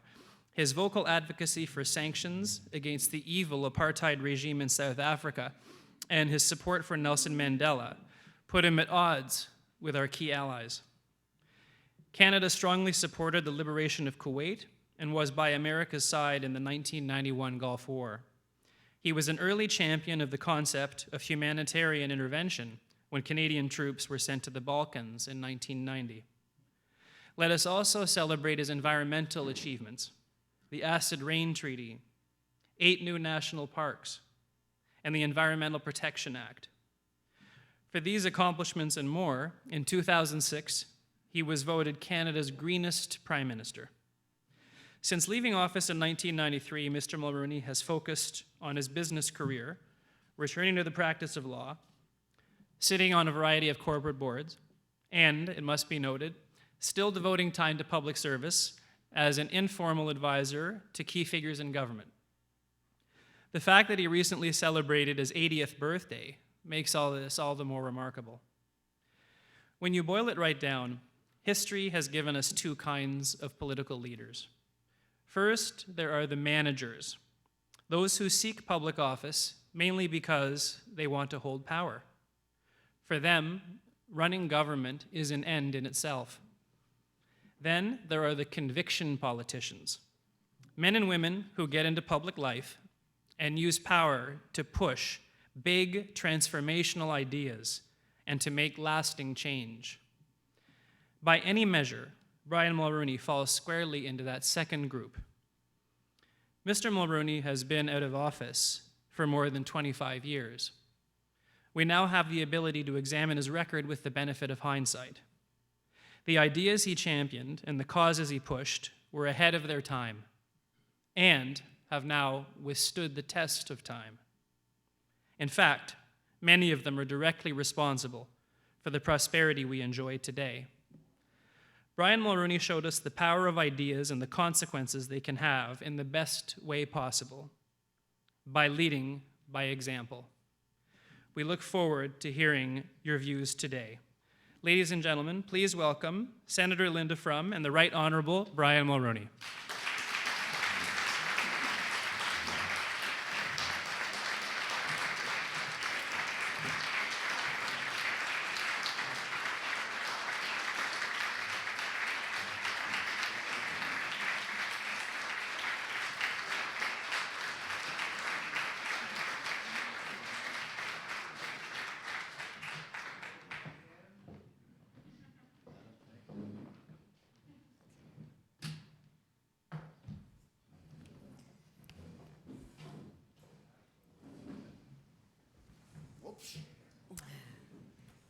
So, Adam, thank you so much. That was really generous and appreciated. I'm sure I can speak for both of us on that. Could have made it longer. And speaking for myself, it is a huge honor to be part of this tribute and afternoon of appreciation for Professor Velk And given what a giant of academia you are, it is so fitting to have a titan of Canadian politics here to mark this occasion of your retirement. It is a tremendous compliment to Professor Velk, Prime Minister, that you are here on this occasion.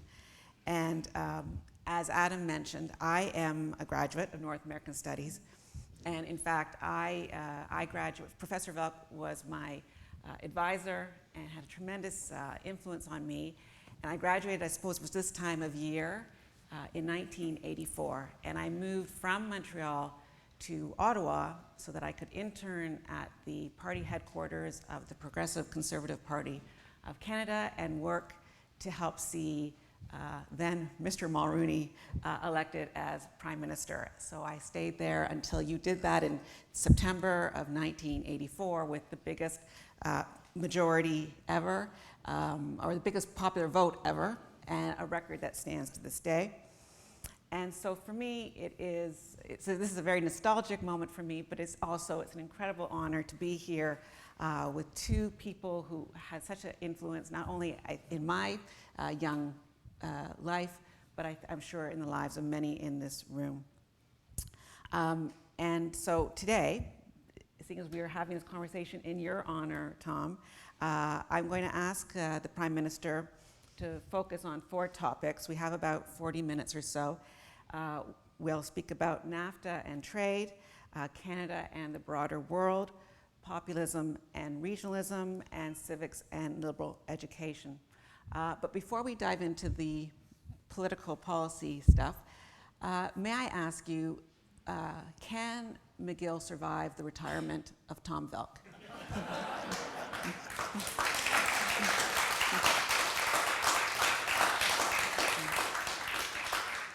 I'm going to have to think about that one for a long time. But let me just say that how pleased I am to be here because it's a celebration of, in many ways, of Tom's contribution not only to McGill, which is a great institution on its own, but the enhancement of that reputation that came from Tom's leadership of the Institute over all those years, making it so respected and influential in not only universities, but governments of all stripes across the country. I was down at Rice University the other day at the Baker Institute to receive their leadership award down there. And the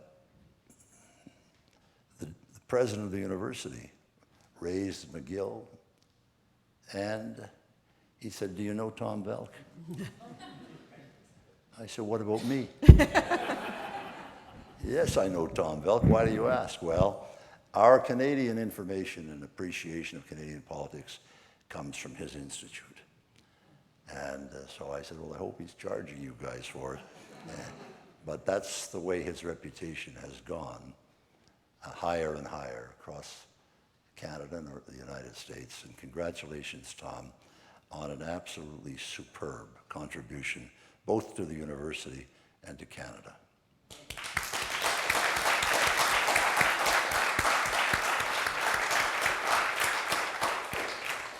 Okay, well, speaking of superb contributions, Prime Minister, one of your crowning achievements as Prime Minister is that you were the force behind the original free trade agreement with the United States and then later negotiating NAFTA. In fact, you staked the 1988 election on fighting for free trade with the United States.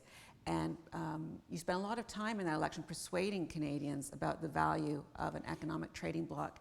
And I'm wondering if you can explain, particularly for the students in the crowd, how controversial and contentious an issue it was in free trade was. And now we take it for granted that it's something that we need to have. But can you talk about how it was then?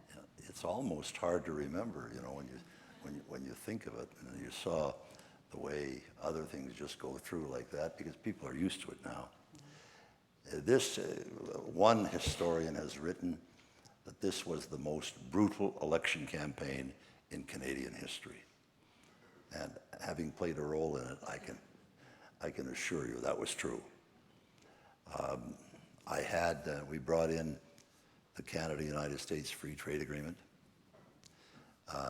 The Liberals, the NDP, the media, most of the left-wingers in Canada and at the University of Toronto in particular. You know, you can always figure things out. You know, I always knew that when McGill said something, it was generally right. When the University of Toronto said something, it was generally wrong. So I would say to the cabinet, just follow McGill. To hell with the U of T, as good as it is. And we had the position of the official opposition in the House of Commons when John Turner was the leader, but the international trade representative was Roy McLaren, who said, "We shall blame every sparrow that falls on free trade." That's the kind of reception I got. So you can imagine this was not a happy campaign. It was tough and brutal, but we won, and the opposition said that Canada was going to lose its shirt, that Mulroney loved the Americans so much that what he really wanted was to become governor of the 51st state. Well, what the hell, eh? It's a job, you know. And this, of course, was crazy stuff. I was accused of selling out my own country, of being disloyal. I mean, it was just unbelievable and appalling. So what happened after all of this? They said we were going to lose our languages, we were going to lose our Medicare, we were going to lose our old age pensions, you name it, it was gone. Well, here we are, say 25 years later, or thereabouts. What has happened? Well, what happened with the Free Trade Agreement, which was the foundational instrument for NAFTA, what happened with the Free Trade Agreement is that Canada and the United States developed the largest bilateral commerce between any two nations in the history of the world. Millions of new jobs were created. And Canada sold its value-added products, not just oil and gas and agricultural products, into the United States. And we developed a sophistication and a skill in this that has served us well as the years have gone by. It took Canada 125 years to develop a GDP of $800 billion. Under free trade, it took 25 years to double that. And the interesting thing is that we didn't lose a thing. We still have our languages, I think. We've got our Medicare. We've got our water. Oh, that was another one. Mulroney's going to sell our water to. We didn't lose a thing. So what does this added GDP do? It strengthens our balance sheet, and because it strengthens our balance sheet, it strengthens our sovereignty. The only way that America leads the world is because of the strength of its balance sheet. That's where American strength comes from, not its policies. It can enact the policies because of the strength of its economy. And we did the same thing with Canada. By doubling, and we're on our way to tripling the size of our economy in a brief period of time, we have more money for hospitals, more money for universities and education, more money for our military requirements, more, you name it. So we can strengthen our sovereignty, and that's exactly what we did. So the Free Trade Agreement was an historic event in Canada's life. It was a tough election. And we now have the results. And we then went on 5 years later. That was with President Reagan. And then I went on with President Bush and President Salinas of Mexico. And we extended this and expanded it to Mexico.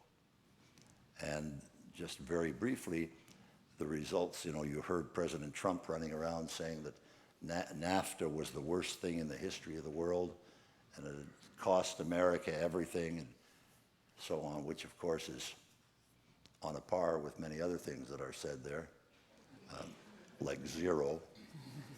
So what's NAFTA today? Well, NAFTA is a grouping of 3 friendly countries with a population of 500 million people, who with 7% of the world's population last year generated 29% of the world's wealth. And we have a 1.2 trillion three-way commerce between us as a result of that. And 55 million, let me try that again, 55 million new jobs have been created in Canada, Mexico, and the United States since I signed that document in San Antonio, Texas, with George Bush, and yet you have people saying, boy, there Mulroney did it again. He sold us out again.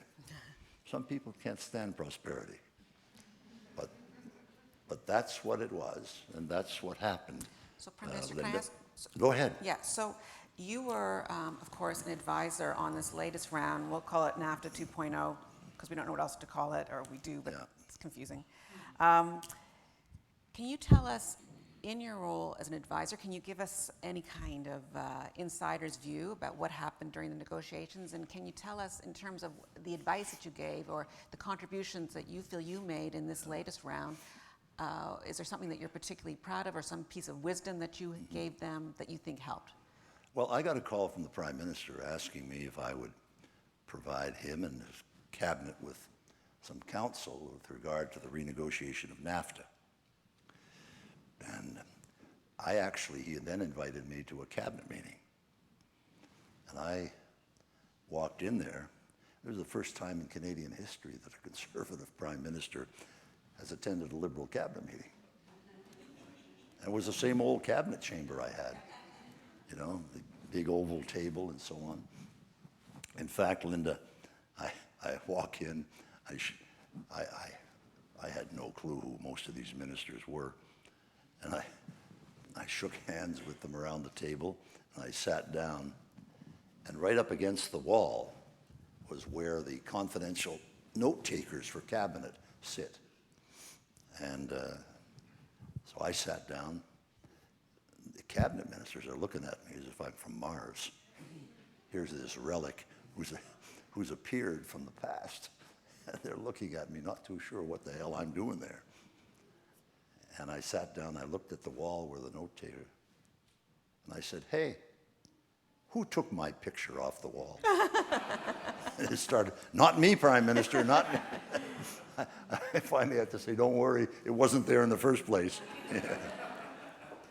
But no, we had a very good conversation, and I had many meetings with the Prime Minister and his advisors at their request to help guide them through. I had done this in the original free trade agreement, then I did it again in the NAFTA one, so I had some idea of what was cooking. And also, American negotiating tactics. I want to tell you, this is something to behold.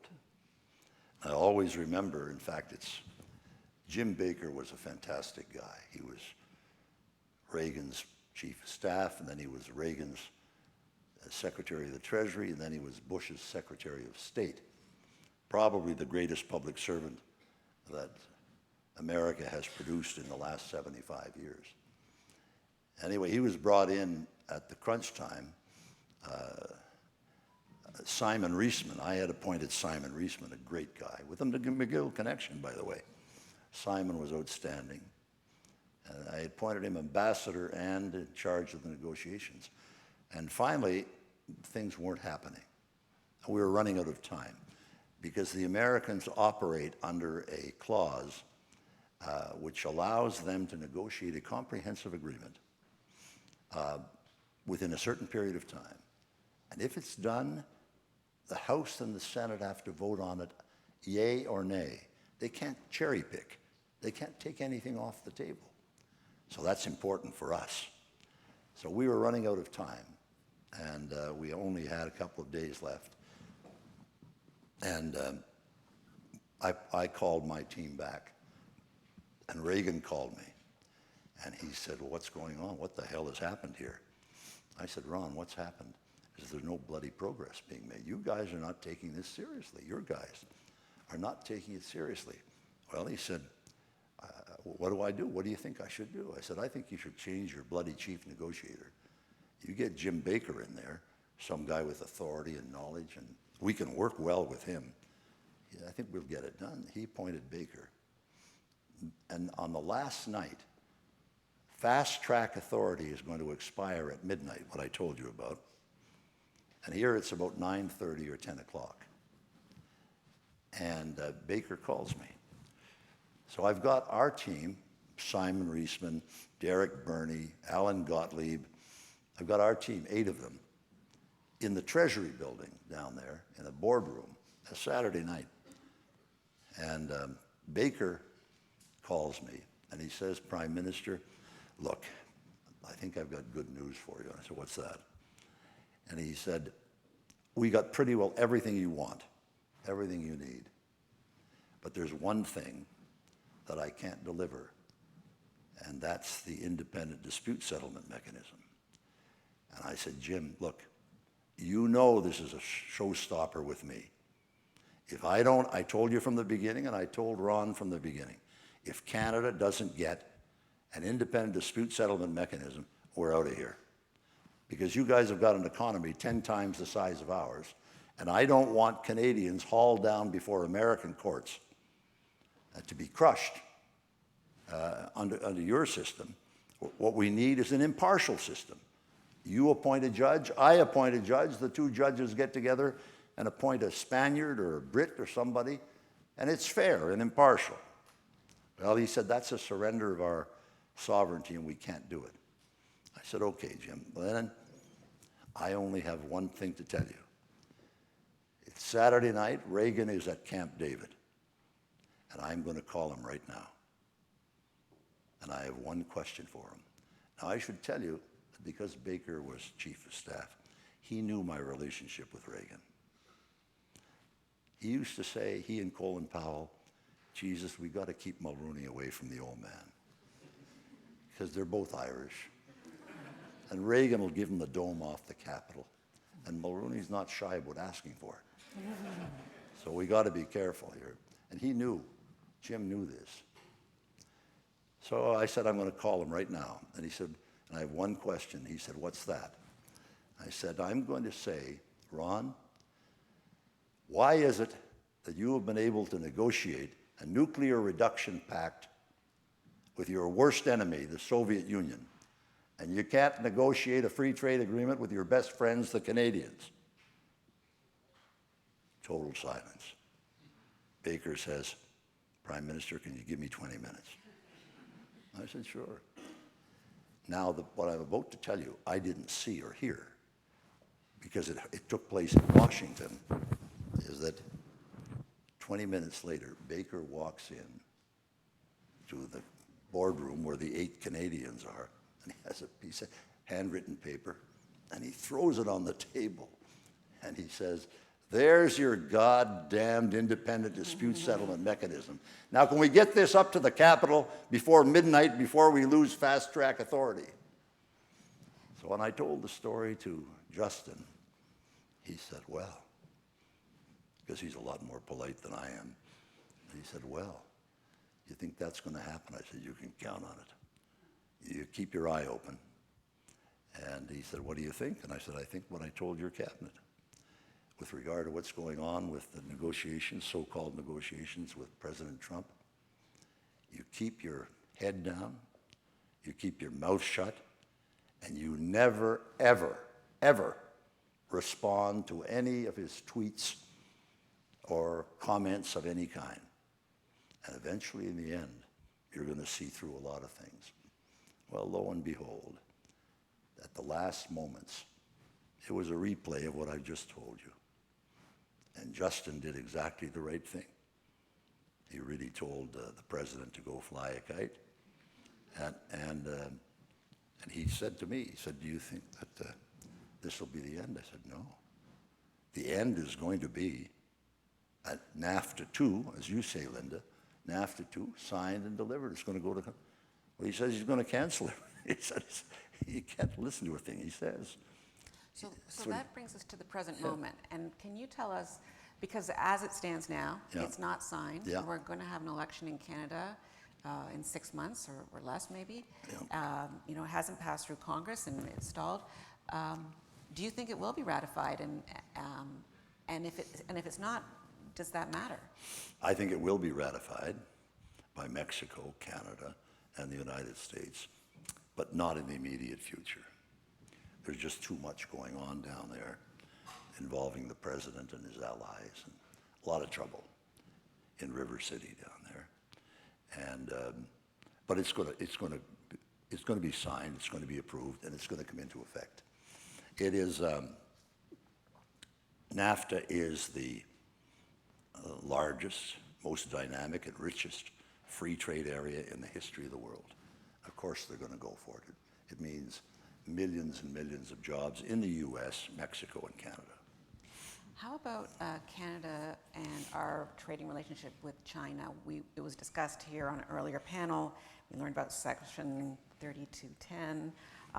Part of this deal, as it stands now, is that we are not supposed to engage in trade negotiations with non-market economies unless we have the consent of the United States. So, from an American-Canadian relationship point of view, and from a Canadian perspective, should we be pursuing trade with China? Absolutely. Absolutely. I mean, I did a deal with Reagan on the Northwest Passage. They used to sail their ships right through our northern waters without a by your leave. And the deal I made with them was, you cannot send any American ships on there unless you have my permission. But I will not unreasonably withhold that permission. But at least it was an assertion of our sovereignty over our own northern waters and the Arctic. There's the unreasonably withheld. Yeah, that's right. Now this is the same thing with, I wouldn't pay any attention to that clause in NAFTA. I think Canada has a more, I don't know what happened in the panel with the experts on China, and I'm not an expert on it, but Canada's up a tree. We're up a tree big time with China. And we're having trouble in the United States. But China, the way they've been treating Canada, is simply unacceptable. But you can't solve this by sending an assistant deputy minister over to China. I think we should get somebody, a former prime minister like Chrétien, who had a good relationship over there, and his son-in-law, Andy Desmarais, who is the best connected guy in China, in North America, with the possible exception of Henry Kissinger. I'm telling you, Andy Desmarais knows every single soul of importance there. And Jean is a former prime minister, and so he could play a very important role by going over, look, it's an old boys club or an old girls club, whatever you want. You go over, if you served with the president of China, as I have, and as he has, or you served with the president of the United States, you go and see them for brunch or breakfast, what have you. Say, hey, Donald, look, Canada has a hell of a problem. We can't go through normal channels. You can't have Trudeau come down here and be fighting on your front lawn. Why don't you do this? Why don't we solve it this way? I think somebody like Chrétien, complimented, I should say, by his son-in-law, Andy, could see the president of China and the prime minister and say, hey, what the hell is going on? We've had a great relationship, and all of a sudden, we had to pick up a girl in Vancouver. We had to arrest her because under our terms, our extradition treaty with the United States, we had to do it. And so it's not that we went out to hunt her down, and you're holding this against us. You're starting to cut off all our farmers. This is a big deal that's going on. And we can't get to first base. We fired the ambassador, our ambassador, over there. And it's a hell of a mess. And the Chinese, in my experience with them, which was long, the Chinese are very orderly in the conduct of foreign affairs, very orderly. And they got long memories. So I believe that this is being mishandled by the federal government. And I don't mean that in a critical way. It's just an observation, because my suggestion, I think, is not without merit. If they did this privately, you don't announce the prime minister's coming and his son-in-law or what have you. You just go over there and you call up your friend and say, Mr. Charlie, I'm coming to see you. And you get over there and he says, Chrétien says, listen, I just came from a meeting with the Prime Minister of Canada. Here's what we're ready to do. We got to solve this. We got to get this off the front burner, because it's damaging Canada and it's damaging you. Because I always used to tell them, you guys have a problem. The world thinks that Canada's a wonderful, moderate, reasonable country. They have not the Prime Minister's not like that, but the country is. So if you can't get along with Canada, you've got a problem, not me. And there's a lot of that at the United Nations and elsewhere. The Chinese are trying to make a major breakthrough into Latin America and to Africa. And Canada is on the back burner everywhere. And we better get with the program. Okay, so let's move. So you talked about Canada being up a tree with China. Another difficult situation we have right now is with Saudi Arabia. And I want to ask you this question in the context of another one of the major accomplishments of your prime ministership. You led the campaign of sanctions against South Africa, economic and political sanctions, because you wanted to end the apartheid regime. And you did that by forming an alliance and really using political and economic force. But we have a situation right now between Canada and Saudi Arabia where you have a $15 billion arms deal that was approved by both the Harper and the Trudeau government. So this is not a partisan issue. But in order to, because that deal is so important to our country, you have a situation like we had just the other day where when the Saudis behead and 37 civilians and put their heads on sticks, we have our foreign minister saying that she's concerned about that. But there's not the same willingness to denounce and condemn that you showed, let's say, in the case of South Africa. So can you tell us, how do you think Canada should be handling that situation? I think Canada should be defending its values and its rights openly and publicly. You don't have to offend people by the way in which you do it, but by taking a reasonable position. And this $15 billion contract out in London, it's only money. It's only money. We have a lot more than money at stake here. We have our reputation and our achievements for over 150 years as a strong, effective country. And while I wouldn't like to lose that contract, I'd much rather lose the contract than lose our principles. But you are somebody who understands the political consequences. I mean, we've had a whole scandal in the last few months over the idea of losing jobs. That's the theory anyhow. I think the scandal was not over losing jobs. The scandal was nobody did anything wrong that I can see in this thing. There was no wrongdoing committed. They bungled the communications completely so that everybody thought somebody had done something wrong. And it was a mess. And But to go back to the Saudi story, so that you feel like your political advice would be that it's okay that Canada could potentially walk away from that relationship with the Saudis on principle. Absolutely. If we had, look, we got I knew his grandfather, Abdullah, the present prince who's running the shop there. I knew his grandfather, and used to go and see him too in Riyadh. he was always very accommodating, very reasonable for Canada. In fact, if you'll check with Prime Minister Harper, he asked me to speak to the King when I was going over there about getting him to Canada for the G20. First time he ever left Saudi Arabia, I think, in his life, except to go to the Mediterranean. But they loved Canada. They had a lot of dealings with Canada. I think that my good friend, the Minister of Foreign Affairs there, she was a little flippant in her, you don't do foreign policy by tweet. And she irritated a hell of a lot of people with some of these flippant comments that she made that she didn't have to make. She's too smart to not know that. But it happened, and they chose to express irritation about this. But it's pretty hard, I think, that for a leader, one of whose citizens, a journalist from the Washington Post, is murdered and eviscerated in their consul general in Turkey. Pretty hard to express indignation about the conduct of somebody else. So I would say that the Saudis they're at a weak point now.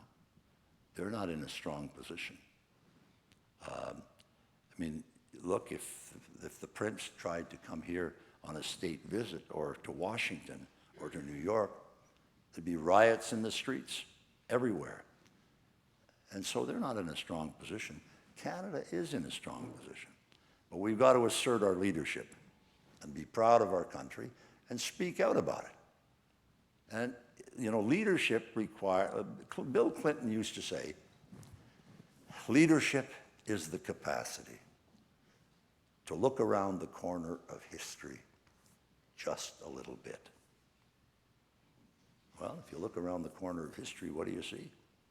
Well, you've got to see the challenges we have at home. We can't move a barrel of oil.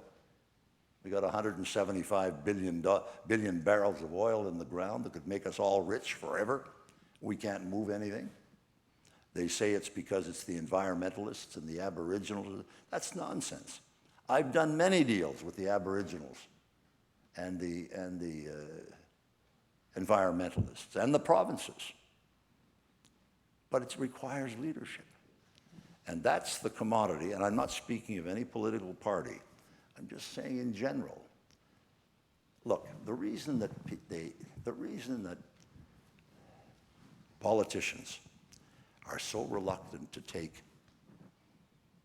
major steps is because Canada is profoundly resistant to change.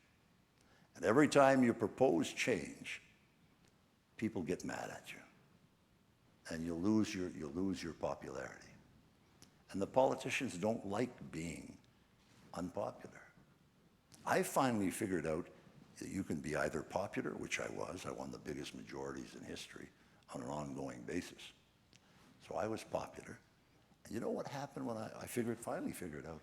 When I was popular as hell. I figured, why am I so popular?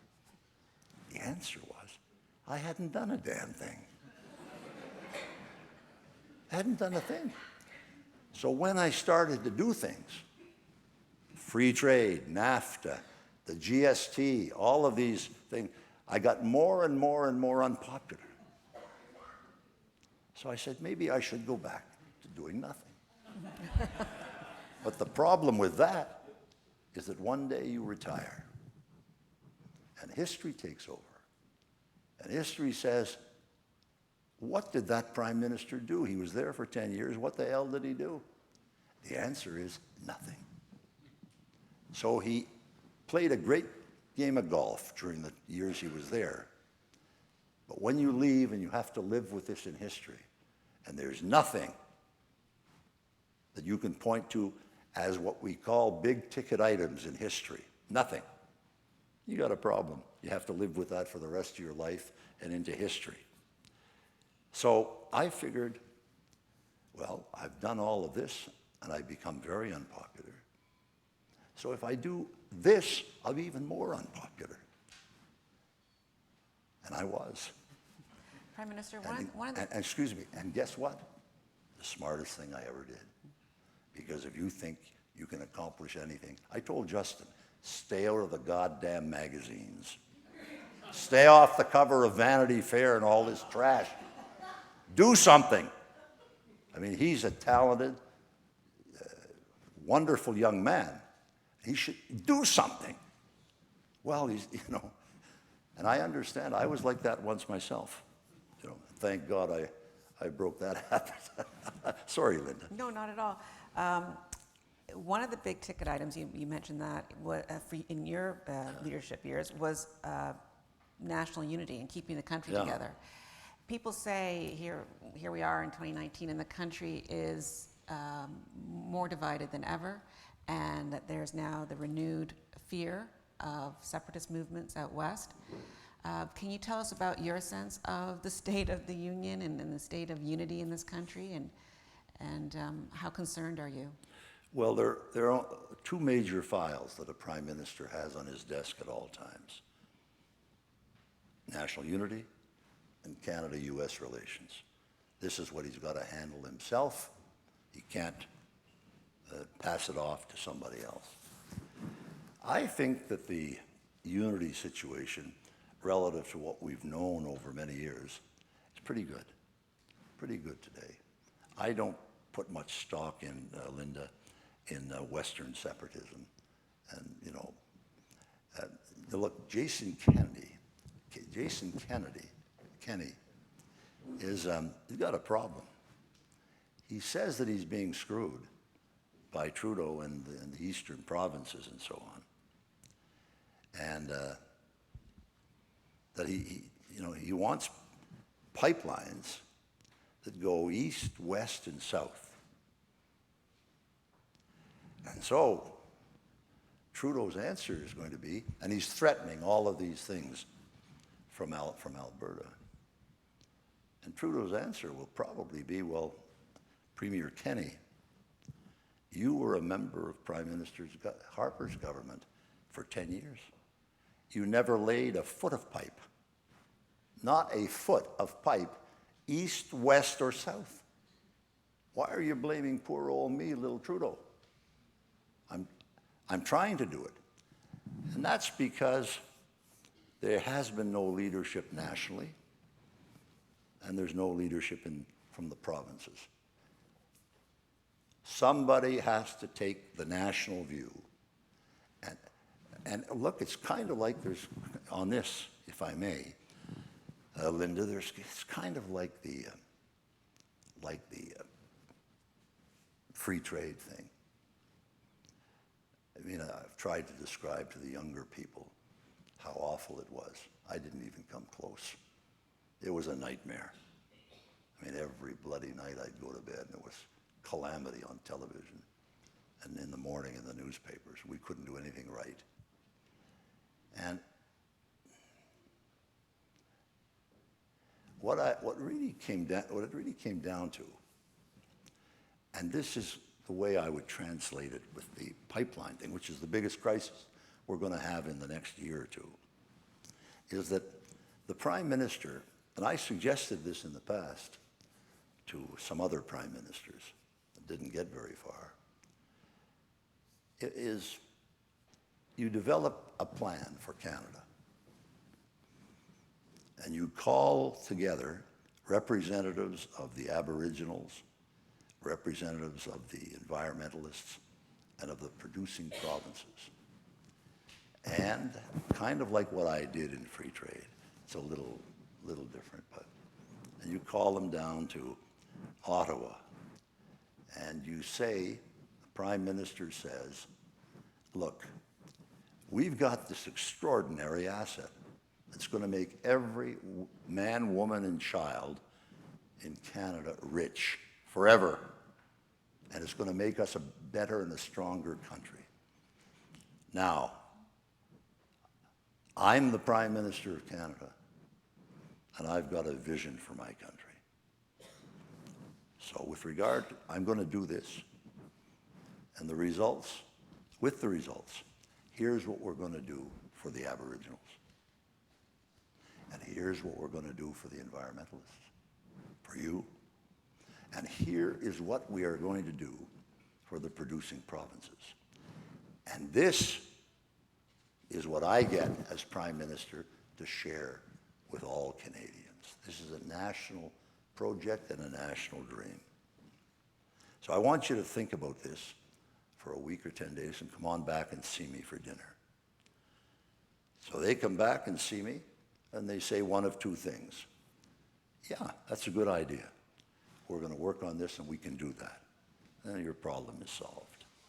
More likely, they come back and they say, thank you, Prime Minister, for your attention and your concern, but we don't like this, and we're not going to do it. Fine, thank you very much. I told you, I am the Prime Minister of Canada. That means all Canadians. So what I'm going to do is I'm going to pull the plug on you people, and I am going to have a general election. And I am going to put my solution in the window, big time. And if I win, there's the deal. If I don't, you'll have to deal with somebody else. But I'll bet you $1 to a donut right now, which is exactly what I told the premiers in the free trade thing. I'll bet you $1 to a donut when I put this to the people of Canada in a 51-day election campaign, I'm going to win big time. Why? Because Canadians love their country, and they know it has to remain prosperous for their children and grandchildren. And this whole oil imbroglio has to do with provincialism. And you can't have this because I want that. And the only people who can decide this, in the end, are the people of Canada. And so there's nothing outrageous in saying you won't solve it, and I can't solve it alone. Well, by God, we're going to go to the people who can, and those we consult in an election campaign. I think that if Trudeau did that, I tell you what, if he did that, or if Scheer did that in a different way, I'll wager you a lot of money that not only does he win, he wins big time. And why? Nothing to do with oil, nothing to do with what I've just said. They cast me aside like an old sock. It's because he would be perceived and thanked for leadership. They want somebody to say, I was elected, I'm in charge, and here's what I'm going to do for the people of Canada. So I think that both parties, well, there's a couple others too. I love Elizabeth May, the Green Party, but I don't think she's going to be Prime Minister. No, probably not. Not right now. One last question, Dr. Reagan. So you talked about this living hell and the struggle, and I'm old enough, I remember it very well, and it was really nasty, and there was and you personally were attacked, as you say, constantly on a daily basis. But do you agree with the analysis that we hear all the time these days, that politics has never been more vitriolic, has never been more about personal destruction, has never been meaner? In your historical perspective, with your own experience, is politics nastier today than it used to be? And well, what do you think? No. This is a piece of cake compared to some of the things that we had to live through. I mean, this was remember, I had the Rat Pack in the House of Commons, cooperating with the CBC. I was telling somebody, I said, what do you miss about not being Prime Minister? I told them the truth, Linda. I miss the adulation. I get that joke. All those wonderful editorials every morning, Yeah, look, it was a pretty rough game, about as rough as they come. So if I just, yeah. Because you hear often that the reason why the millennial generation doesn't want to enter into political life is because it is so mean and tough. And it is. I mean, it is, I go to Ottawa every week. It is tough. It's really mean. But it's become there's like a disengagement by young people for the whole profession, because they just think it's not worth it. So what message do you have about that?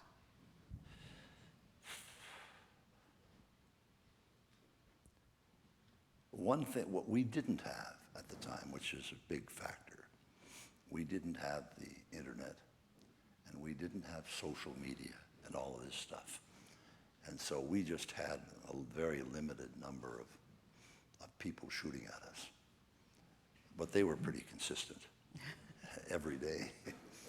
But, so I think that in some ways, Linda, you're probably right, that the bar is now much lower because of the social media.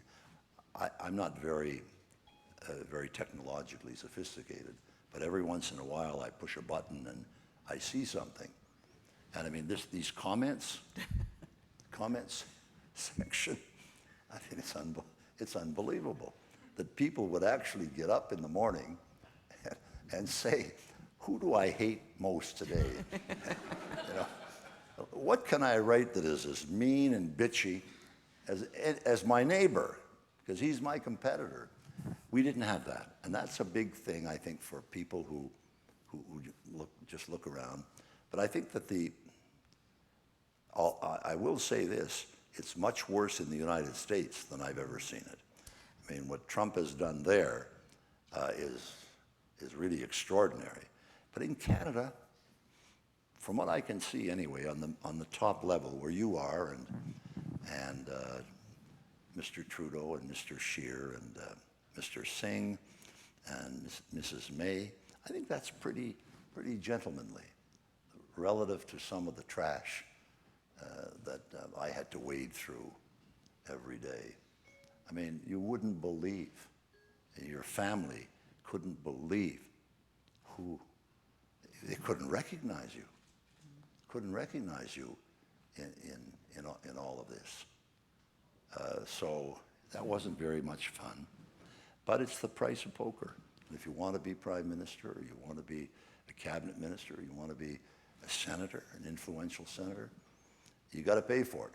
And the Canadians take it out of your hide, big time. But the message, I mean, here we are at McGill, we are speaking to young people.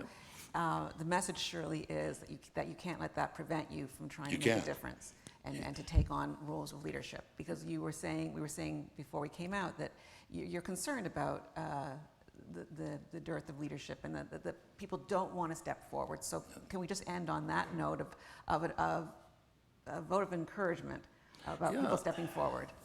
Yeah, look, I told Linda earlier that I came across, I was given it a couple of days ago. I'd never seen it before. It was an interview conducted by Linda's mother, Barbara Frum, who was the greatest journalist in Canadian history. And she conducted an interview with me, which I had never seen, 3 or 4 days before the 1988 election, which was the worst election in history. Brutal and raw and mean as you'll ever see.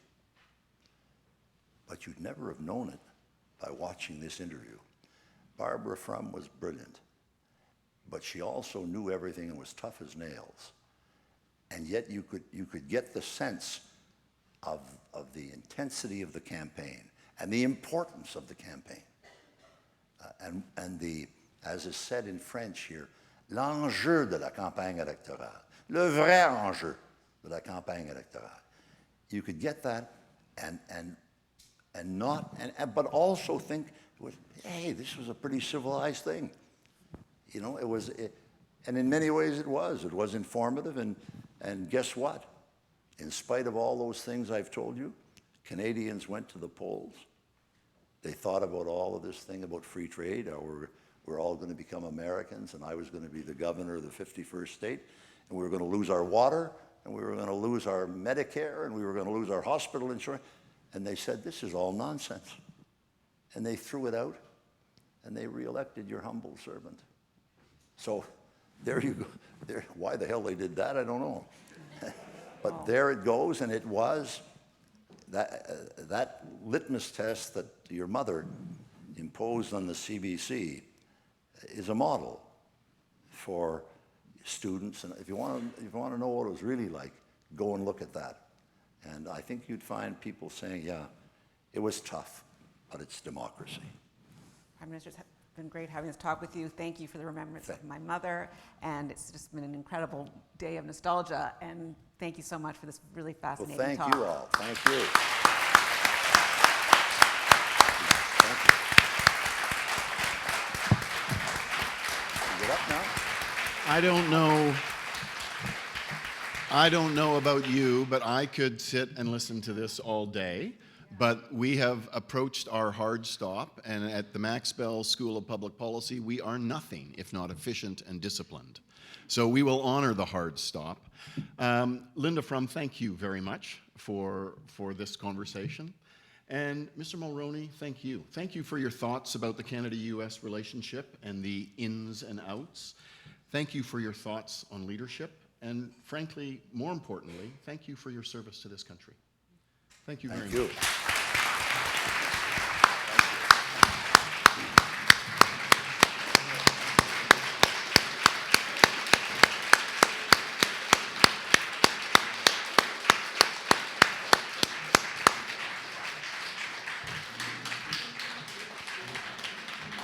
Let's get Tom up here. That marks the end of our official event. And I want to invite you all back to our next event, which will be at the beginning of next term after your summer break. So look for us in sometime in September. Look on our website, and we will have some funky, contentious issue to debate. Thank you so much.